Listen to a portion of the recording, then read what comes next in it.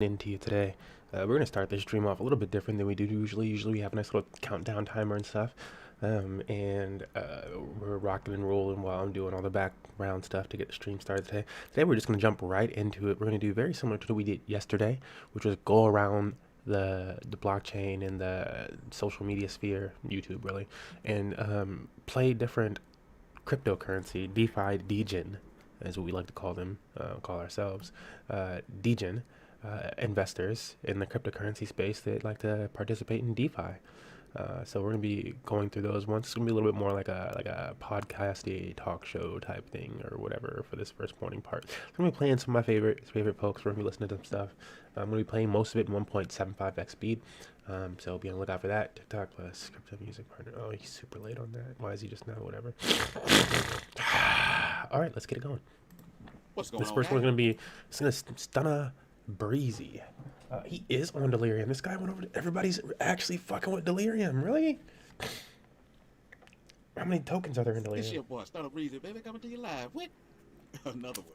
Another lit video, baby. Y'all already know how we do, man. Hey, I'm just gonna go around, show you what I'm into. I'm gonna try to get everything, man. But you know, we're all over the place. I'm in everything. I can hear all these folks talking about the market is down, it's red, and all this. Bitcoin 40,000, Ethereum under 3,000. I could care less. That's why I teach passive income.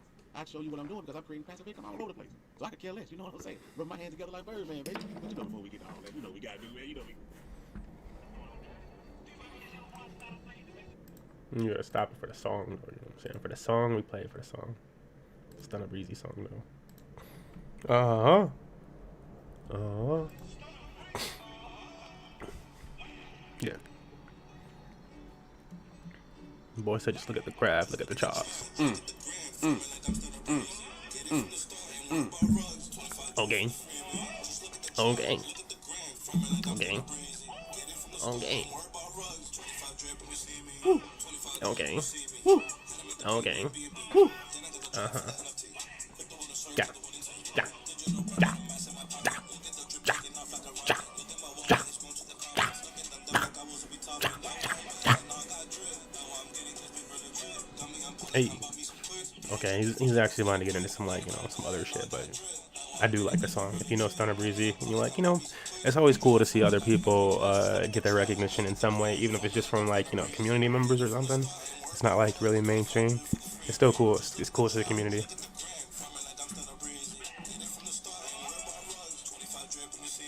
Like as Stunner Breezy will tell you, crypto is a solo sport.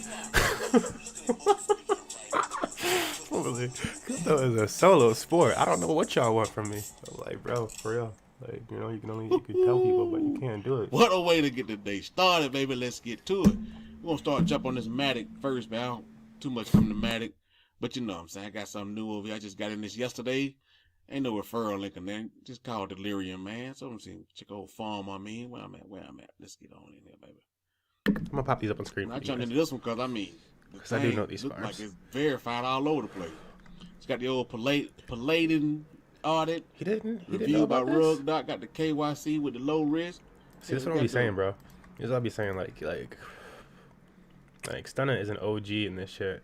And like I've been looking at this farm for a long time. I'm just like the previous one they had didn't do that well. It just didn't do that well. So I don't really care.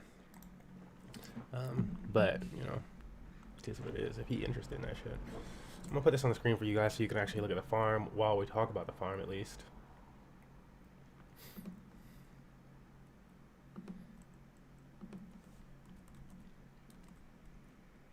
This is how I know to get to it. The first layer of the farm was Sandman.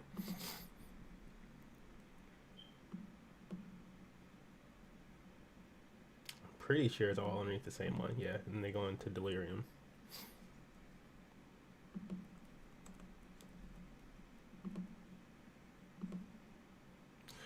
app.delirium.sandman.finance is the entire password for it. Good God.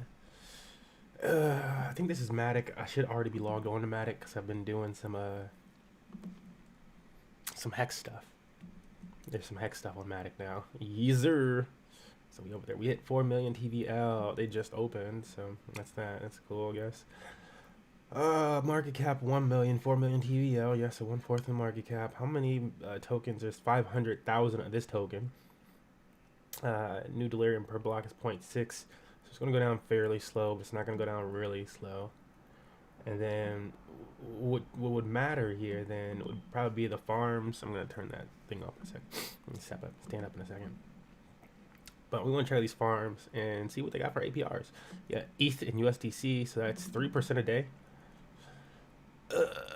Just about almost 3% a day, just under 3% a day, right? And it's a 4% deposit fee. So after the first day, on your second day, you should be all the way in green on this farm. If you got into the ETH and USDC pair right here, Matic and USDC pair, you would be in green after the first day as well. So both of these, green after the first day. You can just farm and do whatever the fuck you want. This is a choice. It's an interesting one. I might move some small bags over here. I don't have a whole bunch on Matic. Most of the stuff that I have on Matic now is Hex. I moved most of my funds into Hex a while ago. It was just performing. It's outperforming the market. If you know about it, then you know it's outperforming the market. And why would you go with something that's doing less? I don't know. This thing just keep running up 50% and shit. So that's what we're looking at though. I'll pull this other one up. So we got for just straight up pairs, just straight staking pairs. Ooh, they got a few more over here. So these are almost the exact same, a little bit less. You're gonna hit this in 2 days. In 2 days, you'll get your deposit fee back. And then remember all your other deposits. If you're compounding, that'll take that 4% off of those, but that doesn't really matter because it's all gains. But yeah, these are really nice as well. Let's look at how much TVL is locked up in these. 500,000 locked up in that one. So this one could take $1 million and still be at about 1% per day. At about $1 million TVL, unless it has something in the contract that makes the rewards go down over time, which sometimes they do. Oh, they got Link over here for some nice. Quick over here for some nice. I don't think I'm still holding Quick. I had some Quick in my wallet, and I'm pretty sure I sold it for Hex. These are all good, though. These are all pretty sexy. This is what Stun's going to be talking about. Let me let him finish talking. VSCN audited. What else you want? Well, I mean, you got all kind of badges and audits up here. So I don't know, man. Who knows? It might get, I don't know, man. I'm in Poon out there. But these percentages holding up over here. I'm like, golly. I'm over here. I have some old link laying around, so I'm in the link. Got 221 link. I'm earning 47 these things. $4, you know what I'm saying? That's what it is, man. That's something I'm doing, you know what I'm saying? Jump on over to Binance Smart Chain. Drip, baby. Drip. The team is still growing. I got 1,153 people on the first team. I think I got about 120 on the second team. Hey, drip, baby. New game coming. Hey, do what you got to do, baby. What else we got going on? BNB miner, check the contract. Check the contract over, I can't even front this thing right here. It's a better thing going right now. BNB miner. I'm telling you, man. Look at this thing. I just did a video 48 hours ago. We did like a 3,099. I don't know if we get 4,000. Boom, we crossed over 4,000. One thing is that 4,785 BNB the contract. 1.7 million. That's what BNB down. This thing is 4,000. It's blowing through 4,000 BNB. This is BNB. This ain't no dollar. This ain't no 30 cent. This is BNB. This is crazy. This thing could possibly pay you BNB forever, man. Nothing lasts forever. Some gonna say, some bound to have this. This thing is paying up. Every time I collect this thing, it just blows my mind, bro. And it's always something. Look at that. Second. It's always something going on, bro. Always something going on. Buy, sell, hatching, all that. I'm loving this platform, bro. Loving it. Pay me BNB. It's nothing but one of those hatch games. Yeah, I'm saying I ain't don't even talk about. Hey, these hatch games are actually considered DeFi, bro. Let me pause this real quick. Show you something. Check out that. Hold on. We got that harvest. Man, you got 137 from there, bro. I be getting like 6. On camera, take all day. I just want to show you. You know what I'm saying? Come on, 323 CSS. The thing is with these, I'm gonna pause for a second so you can actually hear me. The thing is with these things, not necessarily the farms. I mean the farms too. The farms and the smart contracts is that if you get in early enough with any one of these, then you will ROI. You will make your deposit back. And after you make your deposit back, even if it's only paying you $5 a day, it's $5 a day. Like, you know, like as long as you don't, withdraw your initial deposit, you can just keep earning off of that $5 a day. They're not going to continue to tax that big. You know, if you put $1,000 in and they take 4% of that 1,000, but then you make 4% back. You make like 6% back in 2 days, right? Because it's like 2% a day or something. So you make 6% back in 2 days. Then everything else is just net positive. You're already up 2%, just 2% gains. And everything else is just net positive, regardless of what you do with it. So that's the game. I got 680 of these. You know what I'm saying? I don't know what you want me to say, man. If I swap this thing is so awesome. I don't know what to tell you. Still in that. What we got going on? I just want to collect money. Oh yeah, I moved out of Biswap though. No, Rex, you already know that. It went down so much. I made a good move too.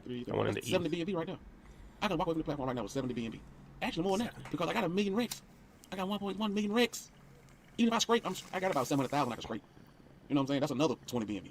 I can literally walk away from this platform with around 100 BNB. Right now, just walk away with 100 BNB. You look at 100 BNB right here, bro. Now, I don't know about all the others. I don't know. It's still high risk. It ain't the original Hex. It's Rex. It's two totally different things. It's based on hex. Nothing will ever be hex. But this thing, boy, to be looking at 100, you know how hard it is to be looking at 100 BNB and not cash out? I ain't gonna lie to you, boy. But let me see. Oh, I got something. Let me see. I got stake. I already claimed When you look at 300 fucking hex and I got stake the whole thing. So you got to stake the whole thing to get big payday. You got to stake the whole. Got to go in the auction and you have to stake the whole thing for the next day, right? And you know I'm doing my October 2nd. I look at all this money. Look at all this money. Shout out to old Jeff Lynn. Shout out to Woodchuck. They moved a stake to your boy. They sent your boy a stake as a thank you, man, for showing all this good money. You know what I'm saying? That's real people. You know what I'm saying? Good folk. Jeff Lynn, Woodchuck. Shout out to y'all, man. Anyway, let's do this right here. So it's gonna take me to October 2nd. That's the 30th, so 9 days. 9 days. You know, I'm gonna do one big $1 million stake, $1 million rich stake. I mean, now, like that. My rich to $1 be $1 million. Don't say it ain't possible. You see what Hex doing? Come on now. Hey, it's the same people, man. Don't be fooled. Crypto ain't been so many people in crypto. It's the same people. Some people in this won't tell you. They ain't gonna promote it. They ain't gonna say nothing. They in it. That's a lot of projects. Just like BNB Miner. A lot of new money coming to BNB Miner. There's a lot of new money. Because they know. They see that link in the description. Maybe they know where the money is. You start collecting BNB every day, man, you stop. Let's keep it moving, baby. Let's jump over here to Avalanche. Anyway, man, Dragon, let's still doing the thing. You know, I be in and out. Doing some math on what I'm making right now. It's gonna be about money. Like say you holding Cardano, it's going down to $2. They come to these platforms and try to make it up. You know what I'm saying? Well, I'm already over here just making bank. You understand what I'm saying? You know what I do? I just hit the harvest, and I go sell it. You know what I'm saying? That's what I do. Or sometimes I hit the harvest and I redeposit it in the plane rig just to make more money. You know what I'm saying? Like I'm showing you right here. I'm just gonna show you now. Show you what I do. Hit the harvest, they come back up here and deposit in here with no fees and earn more money. You know what I'm saying? That's what I do. Free game, baby. Anyway, let's keep it moving. I gotta decide whether or not Joe, baby. Check out Joe Biden, baby. Look at Joe Biden. Pretty sure I'm just going to pocket this hex. $2.86 yesterday. I showed it to you. Go back and look at the video. What market down? What market down? Not over here. Bought this thing $3.50. They go check the phone. What I got going on, man. What I got going on. Check my phone. You got all this money I go around and collect, man. Think about all this stuff I'm showing you. I just go around and collect. I just go. I'm getting free Joe. This is free because I'm just providing liquidity. This is free. This is my reward. Free money. Free money. I'm staking. Wait, I'm other one. Let's see. My farms.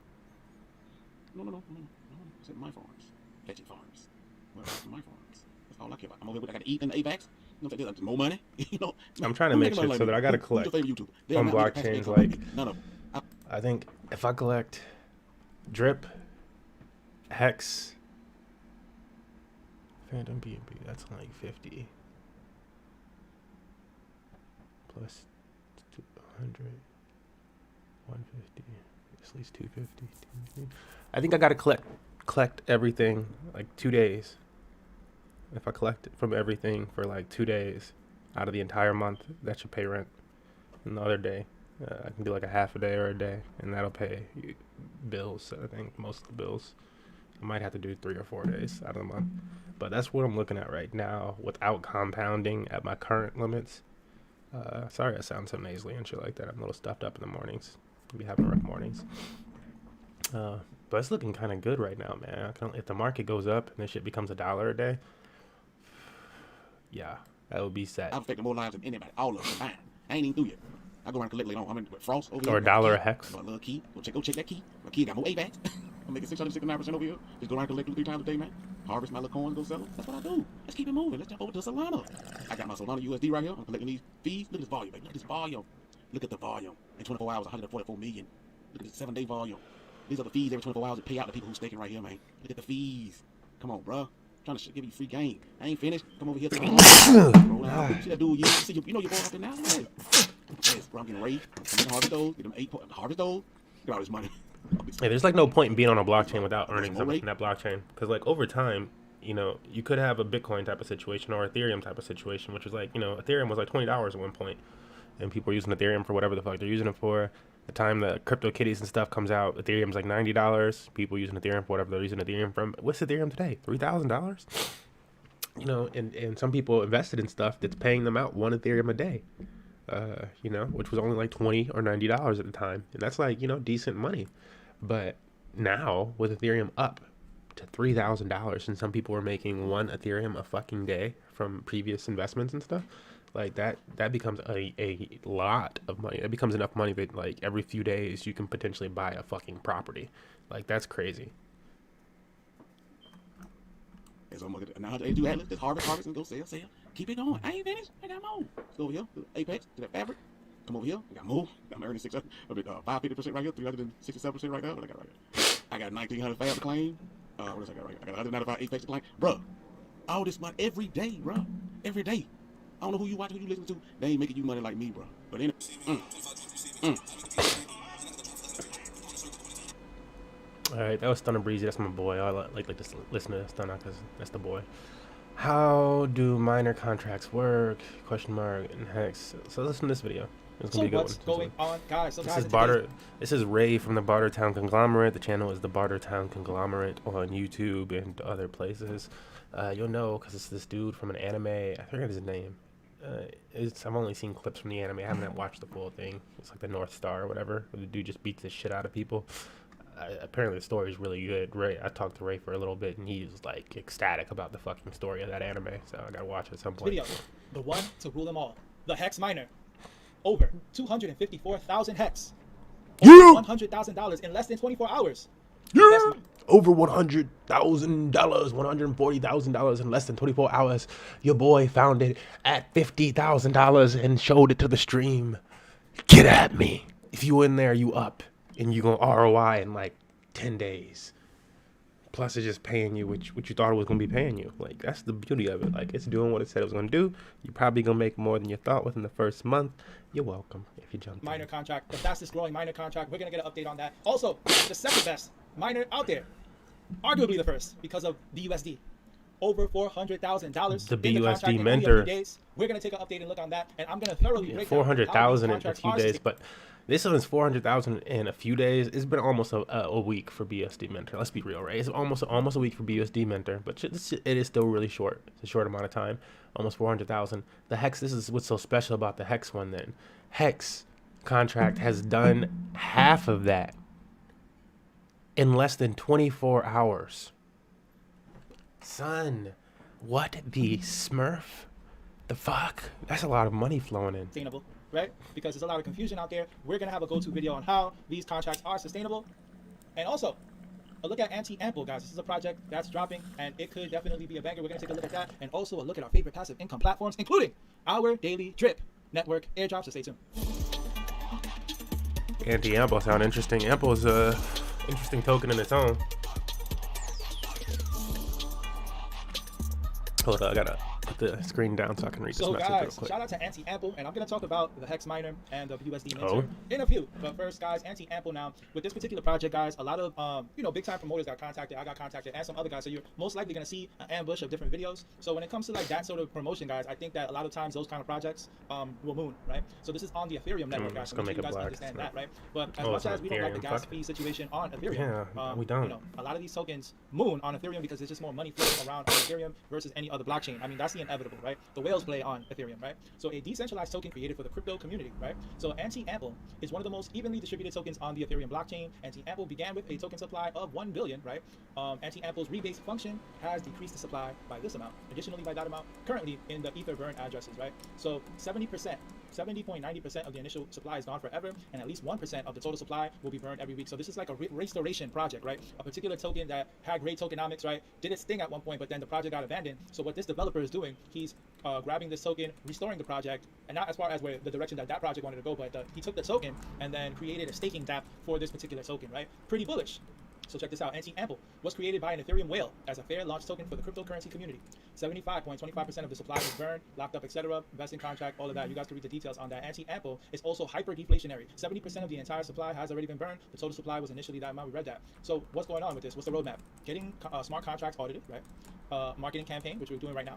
So I didn't get paid for this, guys, but it was actually a great project idea. So I decided to say, hey, let me mention this because I know that this is going to be bullish, right? I didn't have the time to do a promotional video because we got all this minor stuff going all over the place. But I'm like, you know what? I got you, bro. Don't worry about it. I'm gonna hold you down. I'm gonna speak about this because this could potentially be a great opportunity, right? So launch Anti-Ample on layer 2 blockchains such as Polygon and Binance Smart Chain in progress. So this is the testing ground. He wants to see what's good with having this sort of project on Ethereum, and then he's gonna expand to different blockchains. So we'll be able to stake our Anti-Ample here, and then receive 190% APY, right? A daily percentage payout of 5%. So the benefit of this is we're probably going to see some tremendous price action with Anti-Ample because of the way those deflationary and rebase mechanics work, right? So Anti-Ample uses Ethereum, so make sure you guys know about that gas, and use caution when you're doing this, right? You wanna manage this on off of the most busiest hours on the Ethereum blockchain, all right? So I just wanted to show you guys this, guys. Ask all your questions in their Telegram. Ask the developer all your questions, right? I just wanted to make sure you guys were aware of anti-ample. So moving along.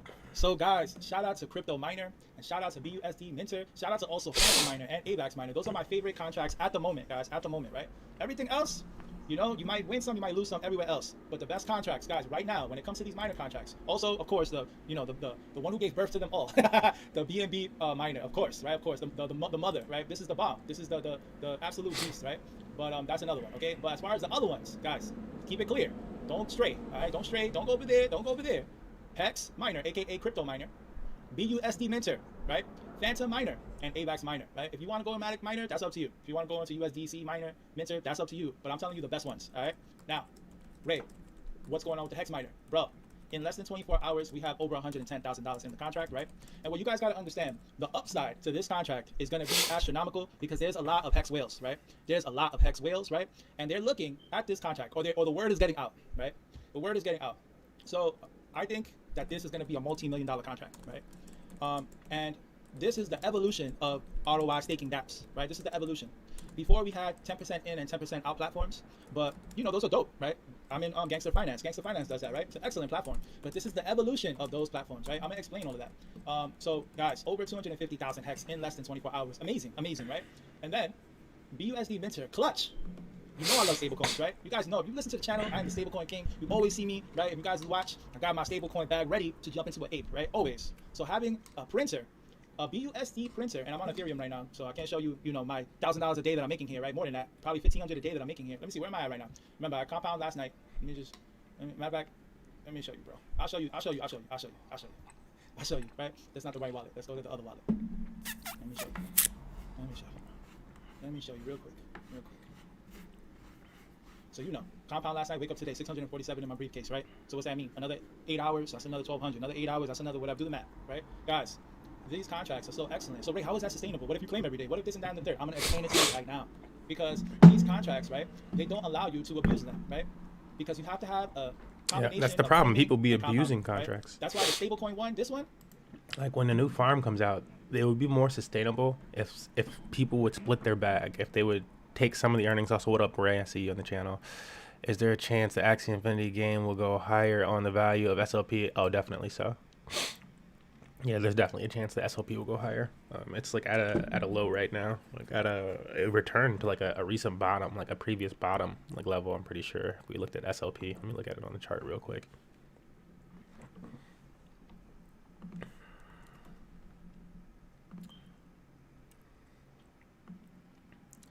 Yeah.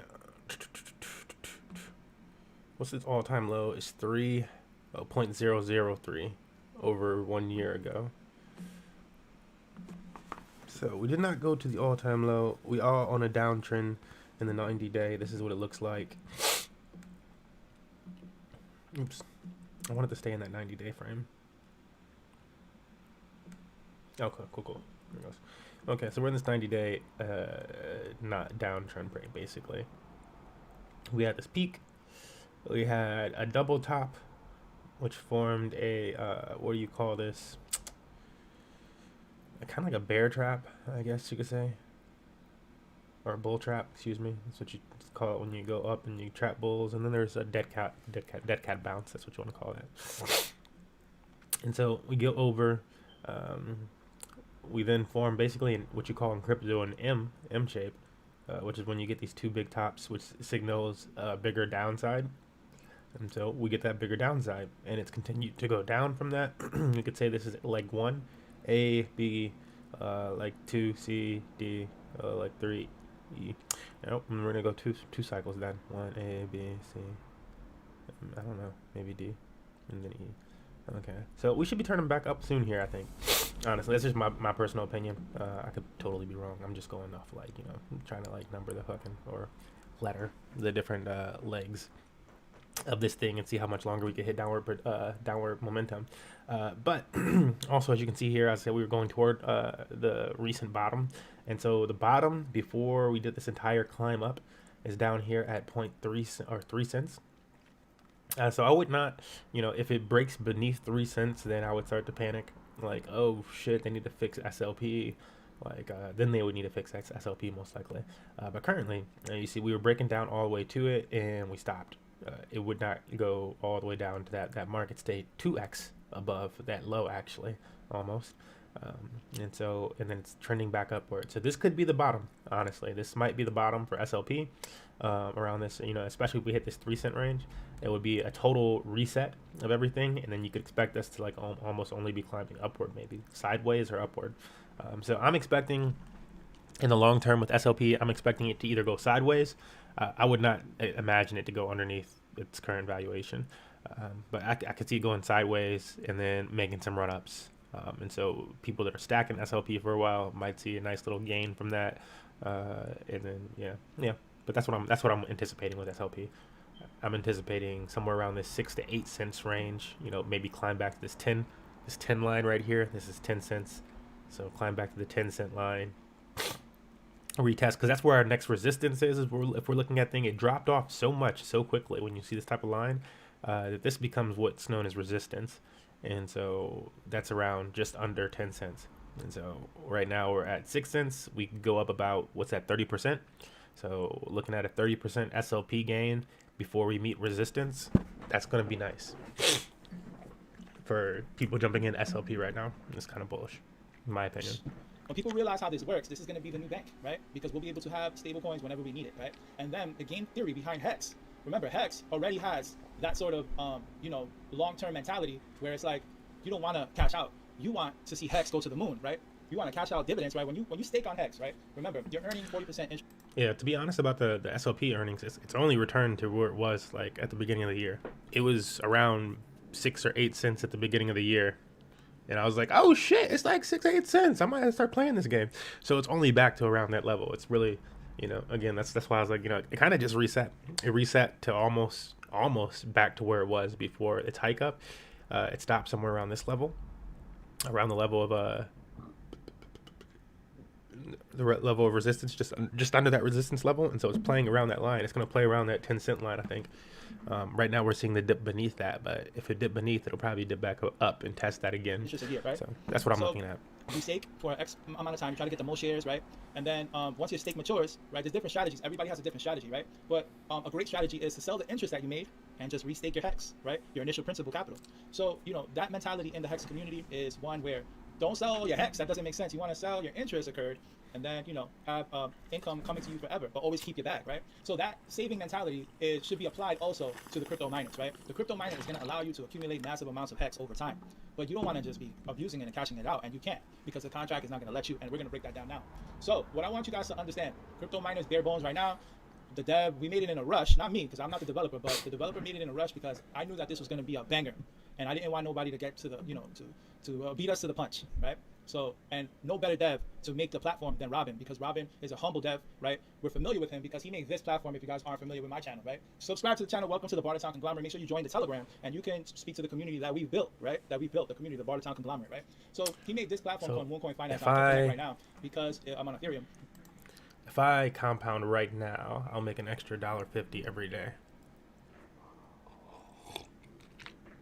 That's my thing where I'm like, you gotta compound so much because like being able to do that every day, that means within a week, I'll make $7.50, and 2 weeks, every day, more a day, and then within 2 weeks, I'll make $14 more a day, in 3 weeks, $21 more a day, and within 4 weeks, hopefully, we'll be at about $28, almost $30 more a day, and at $30 more a day, when I'm looking at a second month, and I'm already at $30 more a day.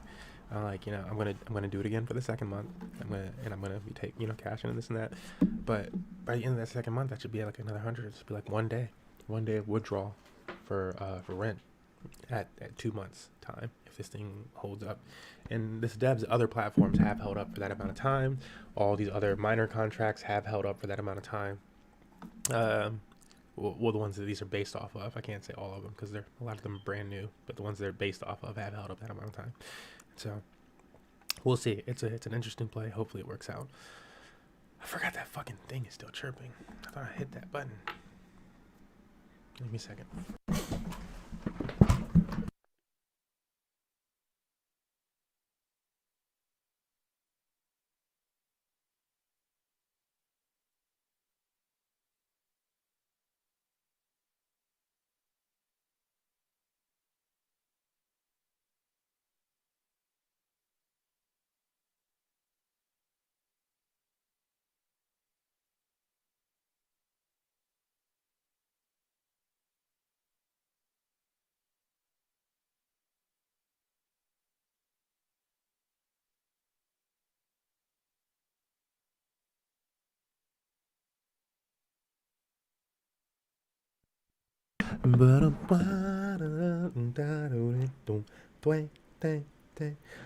Just looking at some of this.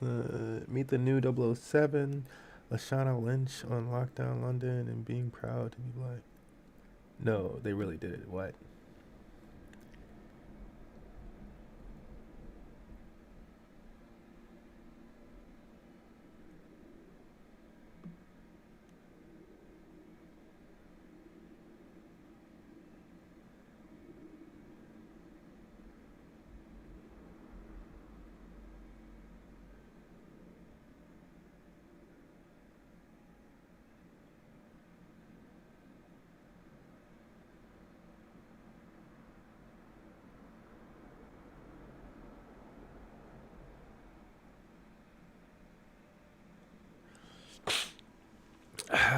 I like him, yeah. See, if there's gonna be a new Bond, and that means, in the way they're talking about that, I feel like they're gonna kill him off, and like, cause the number you can be replaced as Bond.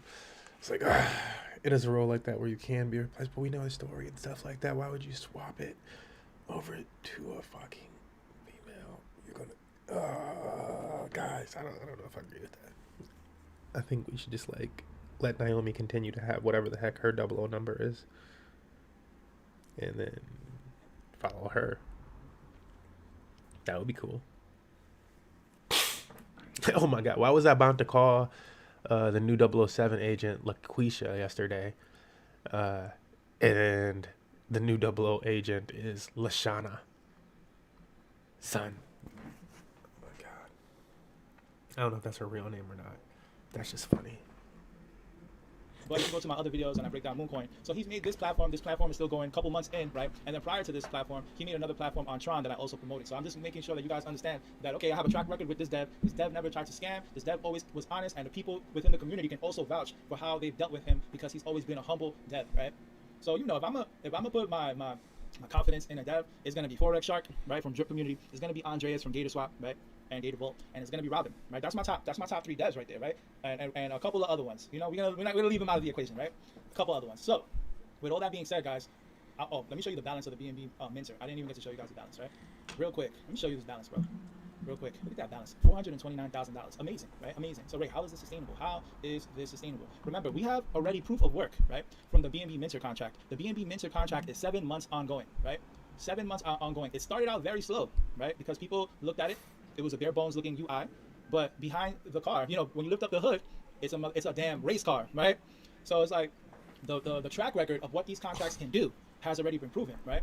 So let's go through this so that way we can understand together. And this is going to be summarized, right, where people can read it here, right? And we're going to redesign this whole thing, and it's going to look more beautiful. We're going to put a Louis Vuitton shirt on this miner right here, and he's going to be holding a hex, right? Hopefully we hook this thing up. It's going to be bullish. There'll be an audit here too, right? Because Robin he's like, yo, a couple people asked about that. I'm going to get one. All right, so let's get busy, right? But either way, guys, the true audit is the BNB miner contract, right? Because it's been succeeding without fail and already has plus $1 million in the contract, all right? That was the proof of work right there. So guys, the contract is open source and visible on BSC Scan and then Polygon, right? Remember, the hex miner is on Polygon. So of course, you guys have issues on Polygon. I've been saying Polygon was trash for a long time, but we're gonna have to bear with Polygon for now because, you know, hex is not available anywhere else, right? So we had to bear with that, right? Just as all the developer projects, the contract is rug free and immutable, meaning there are no functions that the dev can use to drain or change contract operations, right? The probability of the BNB miner or the hex miner or the BUSD miner or the Phantom miner contract draining is highly unlikely, right? Due to our 3% maximum, right? That's the key word, daily return, and considering that many users are compounding, right, their daily returns for larger future profits, right? So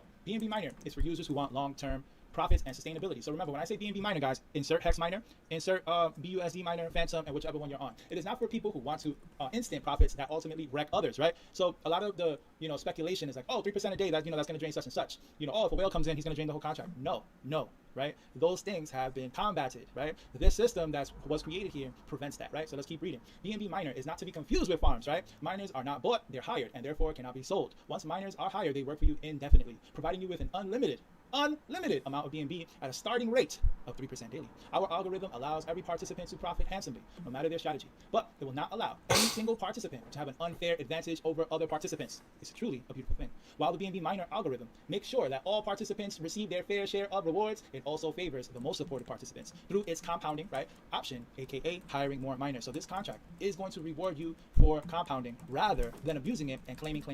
So in a nutshell, before I keep reading, if you claim, your percentage is going to go low. low. If you compound, your percentage is going to go up, up, up. That's how this works. Very simple, right? Strategies are personal. You either strictly compound, aka higher more minus, strictly pocket or BNB, or you do a healthy combination of both, right? In our opinion, the best strategy is to compound as often as profitable, right? Considering transaction gas, of course, right? That's the issue, right? That's why we didn't put it on Ethereum. We wanted to, but we can't.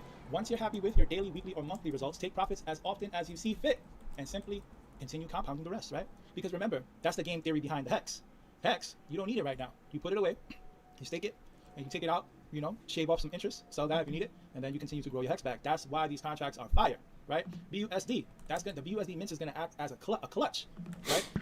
Something where you can have a source. Remember, is going to reward you for compounding rather than abusing it and claiming. So in a nutshell, before I keep reading, if you claim, your percentage is going to go low. If you compound, your percentage is going to go up. That's how this works. Very simple, right? Strategies are personal. You either strictly compound, aka higher more minus, strictly pocket or BNB, or you do a healthy combination of both, right? In our opinion, the best strategy is to compound as often as profitable, right? Considering transaction gas, of course, right? That's the issue, right? That's why we didn't put it on Ethereum. We wanted to, but we can't. Once you're happy with your daily, weekly, or monthly results, take profits as often as you see fit and simply continue compounding the rest, right? Because remember, that's the game theory behind the hex. Hex, you don't need it right now. You put it away, you stake it, and you take it out, you know, shave off some interest, sell that if you need it, and then you continue to grow your hex back. That's why these contracts are fire, right? BUSD, the BUSD mint is going to act as a clutch, right? Something where you can have a source, a faucet of USD dripping for you when you need it, right? Otherwise, compound. You know what I'm saying? That's how this works, right? So keep in mind, the 3% is not completely consistent. Let me repeat that. Keep in mind that the 3% is not completely consistent. It will vary slightly based on a combination of factors. Let's get into it, including your personal hiring, pocketing, compounding habits, and the habits of the community as a whole. Let's read that again one more time so everybody understands. So the 3% is not completely consistent. It will vary slightly based on a combination of factors, including your personal hiring, pocketing, compounding habits, and the habits of the community as a whole. Your personal habits hold much more weight in regards to your overall personal returns. Also, right, so that's another key factor that you got to consider. Also remember, just as the number can decrease, it also increases based on a combination of those same habits, right? So after hiring any number of miners, guys, you will begin to see returns that are very close to the advertised 3% daily. This number will rise and or fall based on the factors explained above. We will not attempt to explain our exact formula, but it's one of the most beautiful and fair systems available in cryptocurrency space. BNB Miner is complete and 100% automated DeFi. No developer interaction is necessary to continue operating as intended. And remember, guys, these contracts are cloned from the BNB Minter Finance, specifically speaking for, right, the Hex miner, right? Hex miner is directly cloned from BNB Miner, right? Like I mentioned it yesterday. I want to get our scholars like hooked up on one of these mentor type of platforms. I'm trying to figure out the best one, whether it's the Matic miner or the Hex miner. Probably one of those ones. I feel like, I guess I want to get them set up on the BNB miner, but it would probably require that much more money to get people set up on that versus getting them set up over here. I need to make sure there's a really easy way for them to transfer off of this, or I'll be handling a lot of those transfers off of the blockchain. But I think that would be nice, and give them the potential to earn like $10 a week or something like that, which is like their own earnings, which they can continue to build up or do whatever the fuck they want. Like, I don't care. But let's see. 100 hex times 0.4. That's $40. $40. Maybe we can make it like as an option for them with like their cashing out. Like, you want to take some of the cash and maybe you want to do this. But that's $40 times 3%. It's $120 a day. Times 30 though. It's $36 a month. But they would have to take everything out if you want to get 36. It's a long-term play. It's a long-term play. So I'm like, I don't know if I had to start everybody at $40 because it's a long-term play. And that's what we want to get set as the idea. Like Axie, it'd still be like their earner. Or maybe, but you need to start getting multiple investments. And I would hate for them to like leave Axie Infinity. Or get their own team at Axie Infinity or something like that. And that be like their only way of earning. They haven't learned anything else about blockchain, crypto, DeFi, trading, investing, anything, and at least know those options. So, Referral, Hex miner, 10% referral. It's the same contract, right? The BUSD miner, they made an adjustment with the referral system, so that has that. But Axie's definitely gonna last longer though. Land hasn't even came out for Axie Infinity yet. and all the items and stuff like that. So they have way more game features and stuff like that. And even if SLP ended up being like a 3 cent token, like it did go back down to like 3 cents or something like that, I'd imagine that'd be around the time the land came out and we started to have other items and stuff in play anyways. Things like the ability to earn wood and stone and whatever the fuck the other thing is, or ice or whatever the hell. Just these other resources that are going to start to come into play in the items, as well as SLP. And then you got like 3, 4, and then items. Yeah, that's a lot of different earning ways, and all that's potential then goes to our scholars, which can work on our land because we have our own land. The Hex miner is a direct clone from the BNB miner. I just want that to be understood, and I said that on the record, right? When Robin saw the BNB miner contract, he said that this thing is a masterpiece. Like, said, wow. if our land can, this is my dream. If our land can pay our scholars even $5 a day, like for up to anybody that we give a team to, we can even give them $5. That's like my dream. Like, bro, yes. Because what is that? What is that? That's like nice. That's like a nice income, bro. $5 times 30. That's $150 a month. And like, you know, I can get the full percentage of it because, you know, we're supplying the maxis and stuff, but I think that's really good. And eventually we'd probably make, I don't know, this is the possibility. So like, we don't even know the system yet. So don't know how we'd be able to work it out to everybody, but just the potential. Oh, it's a gold mine. That's what you really said, right? The way that this thing is working is incredible. One thing I want to mention, a lot of Hex people, right? Because, you know, you got a lot of Hex enthusiasts, you know, they just want to strictly deal with Hex staking and all of that, and that's fine, right? But understand, Hex miner isn't the first Hex DApp, right? It's not the first Hex DApp. We already saw Hex 2, you know, tweaking whatever, Hex Rise, Hex Max, and Infinite Hex, right? So now, guys, all of those dApps came from Trevon James. Right? I wasn't even around for this, right? Those all came from Trevon James, but they're still going. 492 million Hex in these contracts. Yeah, and Trey said they're making tons of money. Contracts, right? And guys, that's what I'm saying. The potential lies, right? Because with these contracts, they have millions and millions of dollars worth of potential, right? A lot of people aped into these, and guess what? The Hex miner contract is a better version of these contracts. Why, right? Because these contracts have 10% entry and 10% exit, so you're getting hit 20% off the rip, and then they have all these dev fees associated with every deposit, right? Whereas the Hex miner contract, the only fee is a total contract balance fee of 5%, right? Let's look at the fee. The only fee that users personally incur is a gas, right? And then there's a 5% development fee. It's paid to the developer, right? But this fee is not paid to you as a user. This fee is paid to the developer by the contract as a whole. So this is a much lesser fee, right? Associated with, you know, the developer, well-deserved and very low, might I add, right? And then also, in comparison to these contracts, right? 10% in and 10% out, it's way better because you're not incurring that sort of penalty coming into this. Coming into this, there is no 10%, 10%. This is directly going to give you, you know, your dips, right? So, you know, let's not get mad that there's a Hex miner. You should rejoice, right? Hex community. The more people get excited about Hex, the more buy pressure goes on Hex. Right now, since people are excited about miner contracts, you got people who missed the opportunity to buy Hex in the early stages. Now they get an opportunity to jump into Hex at a later point and then build up a Hex bag substantially now, right? And then also being able to jump into a contract, right, like this is going to bring so much positive price action towards Hex, so much more demand for Hex. People are going to be grabbing dividends from other places and have an easy way to buy Hex, right, with low gas, right? And then being able to stake Hex and compound and do their thing over here, right? And they could, you know, everybody got whatever strategy you want. Maybe you want to compound for a little while over here and then throw every 2 weeks, throw a Hex stake out there. Why not? We could do so much with this, right? While the opportunity is here. And then when Pulse Chain comes out and all of that, we still got ETH Hex, right? And I think the price of ETH Hex is going to go up, right? Well, I'll break that down in other videos, right? But having this setup here is bullish, guys, for Hex. So you shouldn't be mad about Hex. You shouldn't about Hex miner. You should embrace it because the more things that get built for Hex is bullish for Hex. And then we can use BUSD miner, right? Boom, get some divs from BUSD miner one day, buy some Hex, put it in the Hex contract, and vice versa, right? That's how we do it, guys. We're building this passive income nexus that'll create gains for generations, guys, right? So, you know, I just wanted to really break down how this thing works. I hope that now we have a reference point to send people like, okay, Ray broke it down well here, all right? So, you know, shout out to the community out there. I hope you guys are enjoying those gains, man. So salute to the squad, moving along.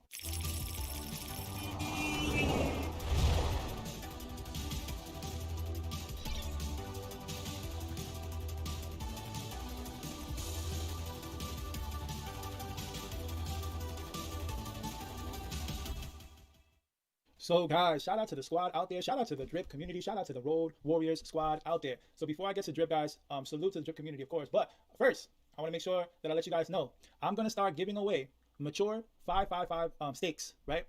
Every time I get $100 worth of Rex rewards, right, through referral, I'm going to give it to one of you guys in the comments. So the same way that we're doing the drip airdrops, not only am I gonna what you call it? Should I do it like that, or should we do spin the wheel? I think we should do it every time for now. For now, we'll add what you call it?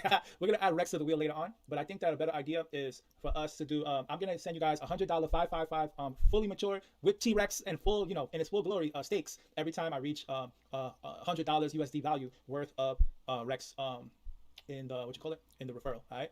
So once this number right here reaches $100 worth, that's when I'll send it. I'll make a 555 stake for you, and I'll make sure I hook you guys up. Just have to show proof of you using the referral, right? Or rather, I'll let you guys in the community, just because if it goes to 100, I'm gonna just give it to you guys. So you guys collectively use the link in the description, right? Send me as a referral, and I'll start giving out these Rex rewards to you guys. All right. So I think that's a great way to give back to my squad, and we keep everything in house. You know what I'm saying? That's better, way better. All right. So shout out to the crew. Also, guys inside the conglomerate, I do not mind, right? Once in a while, I can create a 5555 stake for you, right? If you guys are lacking T-Rex, etc., right?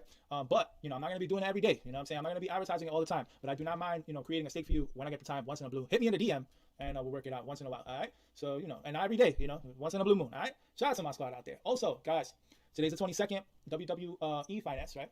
Let's get to it. A lot of things to talk about. Got all this minor craze, right? We out here getting all kind of money. Oh my goodness. Yo, hold up. Ray said he would make a 555 stake for people on occasion. Not all the time, but once every blue moon. I totally got to hit him up for the community, bro. I'm going to hit him up for the community and be like, yo, this is what we're trying to use the stake for. It's going to go right back into DeFi and gaming. Our goal is to either use like Rex / the mentors / drip, really. I think drip would be the best one. As a way, really drip. Let's not even play. It's just to use drip. To use drip as a way to build up a prize pool and stuff like that. I think Rex could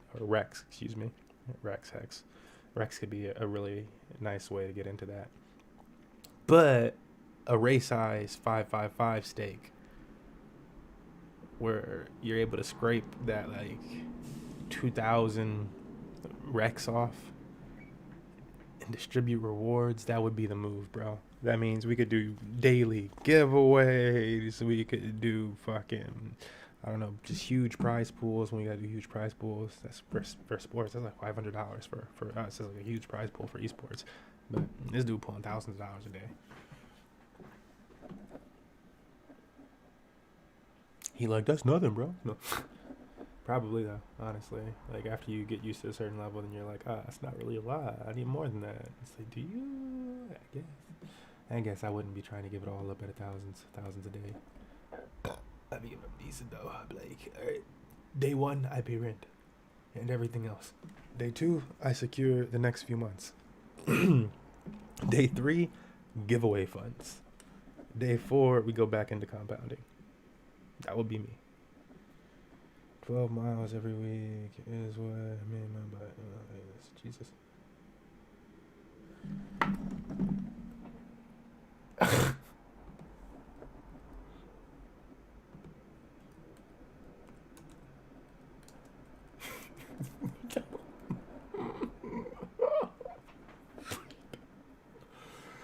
I spell it right, bro. You dumb. Dude said you read it on his hands too. So, guys, Worldwide Finance, it starts tomorrow. So there's definitely a fair launch opportunity on the token price. So make sure you guys get busy with that. Remember, this is a low risk KYC platform, so we can safely put our funds in here. And also, you have drip pools associated with this as well. Yeah, the drip pools is what's nice. We got our drip pools here. Here goes, boom, and then what we got. Yeah, so we got our drip pools here. Everything is looking good. So, we could get busy on WWE Finance, guys. So get in their Telegram, ask them any other questions that you need to. So, making sure you guys are up to date on all of that. All right, so let's get started, guys. So I did skip a day, guys. My bad. We had to get to that minor stuff yesterday. It was important. We were working, so that way we you too. And Boo been commenting a lot lately. Hey, that's it on that. By now, this show is over, which I do like. Ooh, Hex Miner. Hex is finally a Ponzi. Lol. See, this guy got the same feel as me with these type of things. I'm like, bro, I don't know. Is that today? Splinterland's grind to earn passive crypto. He really be playing Splinterlands a bunch, though.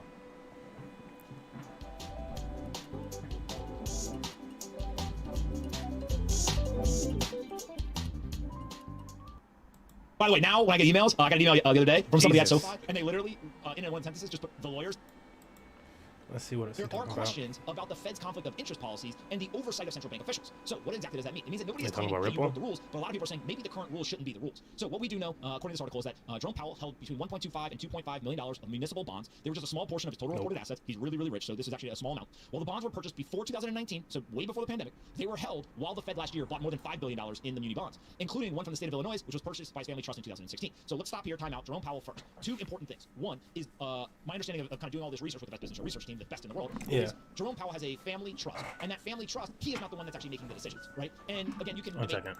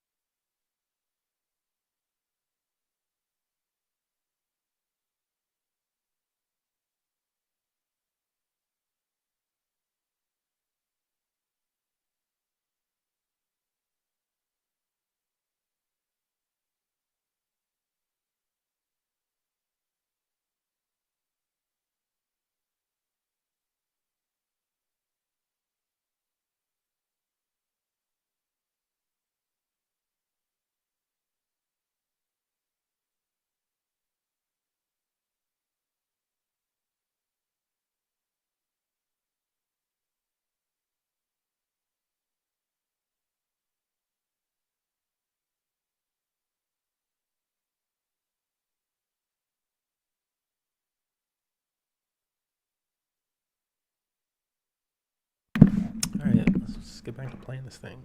is making the decision, he's not, does he have influence, he's not, whatever, people will figure that out. But as it stands, So according to this the whole current, talks about structure, Jerome so the family Powell. trust, he is not the sole decision maker, he is not the one who's saying buy this, sell this, buy this. Oh, if you don't know who Jerome Powell is, he's the Fed chairman. Like, yeah, random name, right? So yeah, he's the Fed chairman. So there's a Federal Reserve that controls a lot of the money policy making and stuff like that. This is like a, what do you want to call that? Like a group of people that was made after the what's it called? Not Brexit, something Woods, B Woods, something Woods, Brexit Woods, Berlin Woods, whatever the fuck's Bretton Woods. That's the Bretton Woods things, I believe. But anyways, Fed Reserve basically just controls money making policy in the United States, and it's pretty much responsible for, like, a lot of people like to say responsible for the quantitative easing stuff. Like, who's going to decide to do more quantitative easing? It's going to be these guys.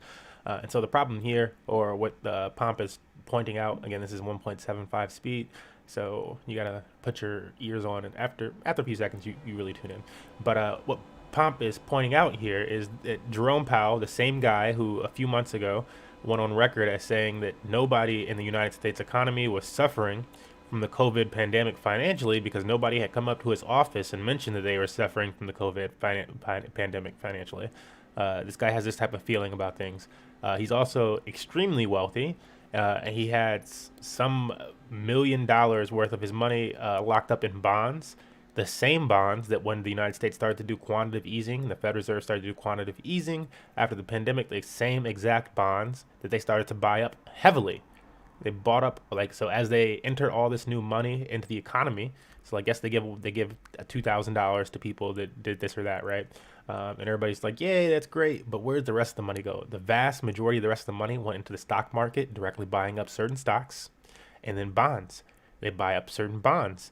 One of the bonds they bought up is one that this guy is actually, so it's just like, that's why he's like, it's a conflict of interest, because what do we see in cryptocurrency when this type of stuff happens? We see things like what's with Charlie Lee. I like to play CoinDaddy before a lot of these streams, and one of the CoinDaddy songs is about Charlie Lee and the fact that who is the creator of Litecoin, and the fact that Charlie Lee decided to sell all of his Litecoin when it was at the top, but he sold it all. He didn't know it was going to be the top. He just like, hey, it's up, and I'm going to sell it. And as they continue to work on Litecoin, and a lot of people were pissed about that and this and that. But the reason he said he sold it was because it's a conflict of interest. How could I be the person developing this stuff and making all this money off of it? I have the biggest bags of this stuff. I have huge bags of this stuff, and then I'm developing it and trying to push the price up of it because of that. Like, I shouldn't be able to make that much money off of it, was basically his thing. Like, that's like wrong, and they're gonna come after me for that. That's like illegal. Conflict of interest, if it's supposed to be this public thing or whatever the fuck. So we got out of that, and I believe probably because it was going to be considered a security if he did so. And so we have the situation where the SEC, though, is doing pretty much the exact same thing on the inside, and it's totally fine with it then. Or not SEC, the Fed is doing the exact same thing on the inside, but it's totally fine with the fact that they can do it. And so, on top of that, and the leader of the Fed at that, not just like an employee or something like that, the leader is like, you know what? It's fine that I do, we pump these trillions of dollars into these assets that I'm already holding. Like, it is like, is it? I guess. Cool. You could choose other ones, though, right? You could choose other stocks or something else that doesn't, like, inflate your own pockets when you're that wealthy. No? Okay. most of the assets that are in question, and I put that in air quotes because some people think they're in question, don't, are things that were bought before the pandemic. So when it comes to Jerome Powell, right, a lot of people like to give him a lot of shit. We definitely question some of the decisions he's made here, but I think it is important to also call out, I don't actually think that he's doing anything from what we know today that seems to be out of bounds, right? There's a bunch of assets that they previously bought, they held. Hey, if you're a long-term holder of assets, then of course you're going to hold the assets regardless of if it goes up or down, kind of just good investing principles. But also on top of that, it's inside a family trust, which he is not the decision maker. Now, with that said, if he knows that, hey, I have municipal bonds in my family trust, and yes, I didn't make the decision to buy them during the pandemic, but guess what? If we go and we buy it with Fed money, could it actually prop it up? Absolutely. And so ultimately it gets to the point of if you're making decisions in real time, if you're not actually the one making the investment decisions, and these are assets you already held, the only other thing you can ask him to do in this situation is not to have the assets, is to literally just hold cash or to hold some sort of like index fund or mutual fund or something like that. So this seems to me like Jerome Powell has set himself up in the best possible place outside of simply having no investments. Now, I don't think that we should punish people for getting into these positions. Yeah, that's a tough thing. Yeah, you can't, but it's like at the same time, they don't teach you this type of shit, and it's just so bothersome. I mean, I guess it's up to people's own education. You have to be able to get that education somewhere, and when you get responses from people like Jerome Powell, they're like, nobody's come up to my Washington office and found me. And the people don't know who the fuck your name is. They don't know what the Fed Reserve is. So nobody knows what the organization that you run is. Most people don't know what the hell that is. They don't. Nobody knows what the fuck that is. And then you're supposed to tell them that they need to not only know the Fed Reserve, but they need to know that it's not the president or something like that they should have a meeting with, not the seat, like whatever. They don't know the roles. It's the Fed chairman. That's who they should have the meeting with. That's the important person that they need to talk to. They need to, okay, sure. That's reasonable information. And say you can't have any investments, but I think that this is actually probably the best structure that we've seen so far, given what we know today. Now, on to the next person. The Boston Fed president, Eric Rosengren, he held between $150,000 and $800,000 worth of real estate investment trusts that own mortgage-backed securities.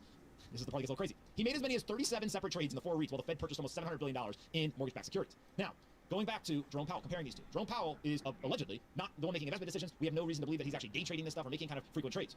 Eric Rosengren, 37 trades is a lot in terms of if you're trading in and out of 4 REITs that hold the assets of which the Fed is literally putting hundreds of billions of dollars into. Again, we start to get a little bit more into the slippery slope here around what is okay, what is not okay. How much of those trades would not have happened if he wasn't there as in that position? How many of the trades would he have done?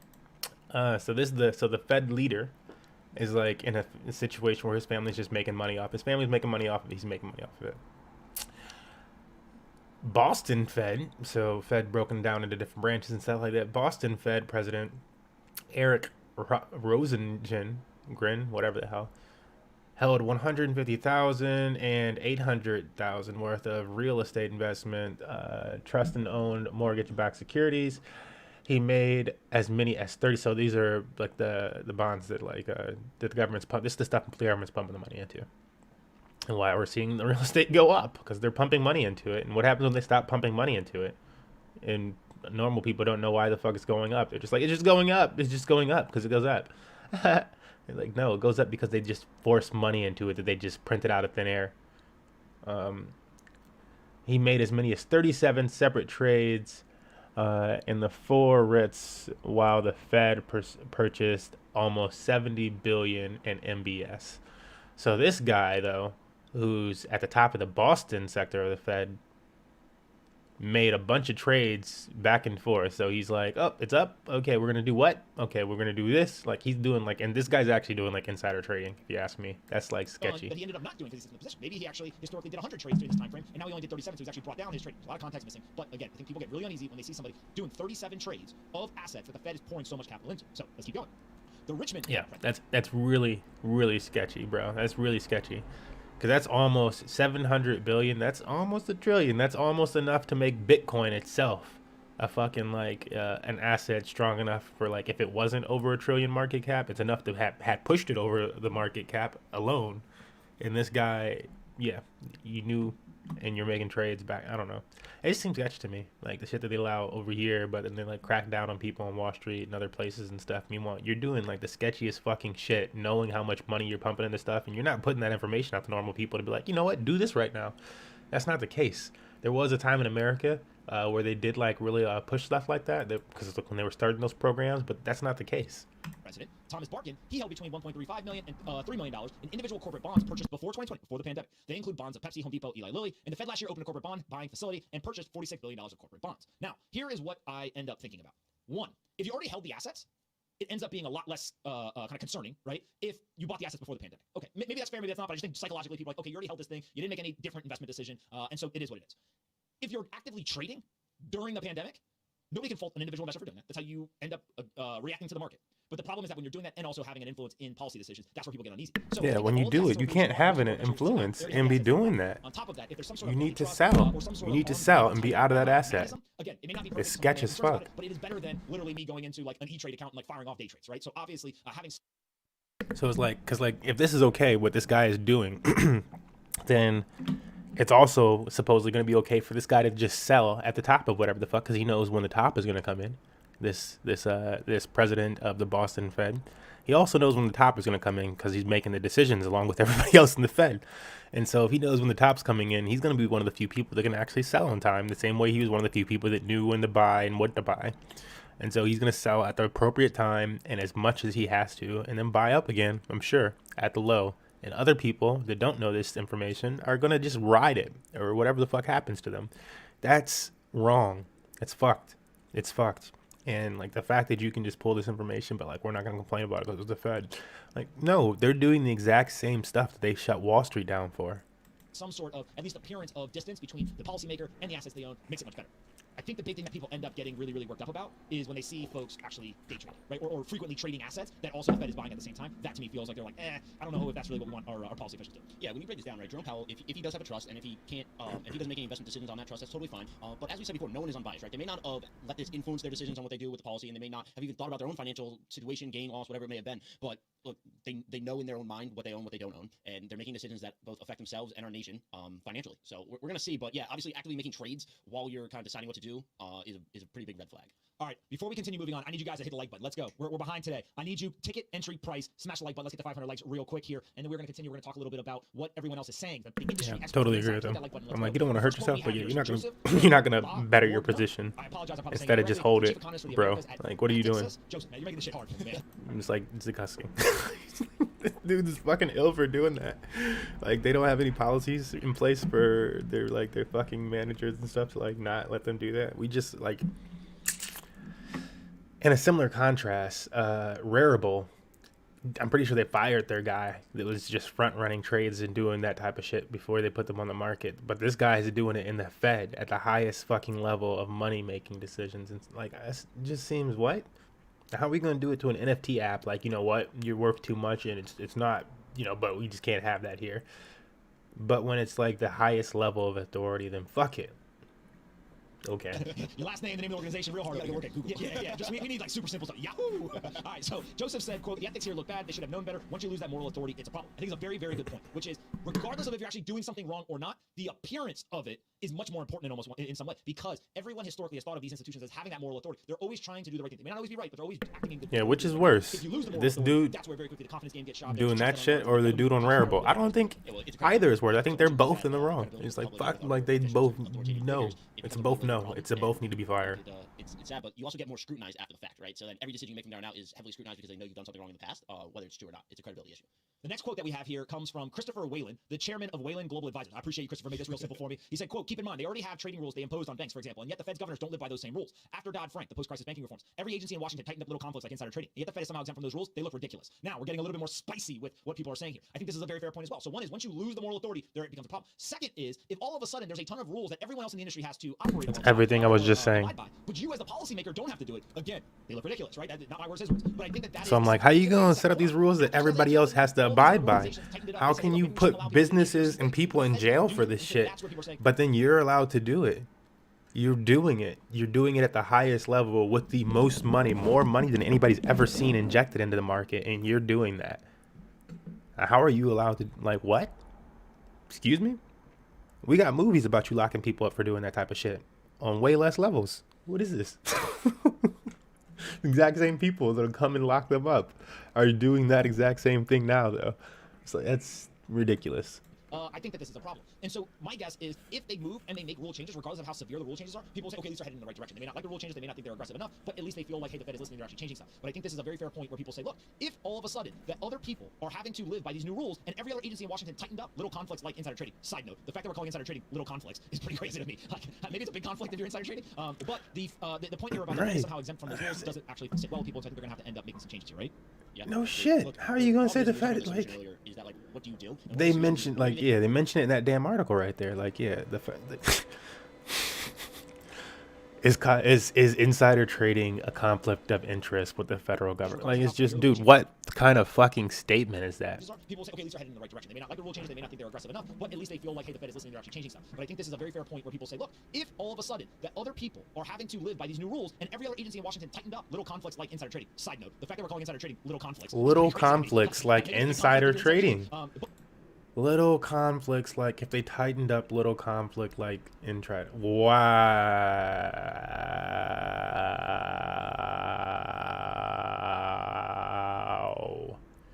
Wow. Wow. Wow.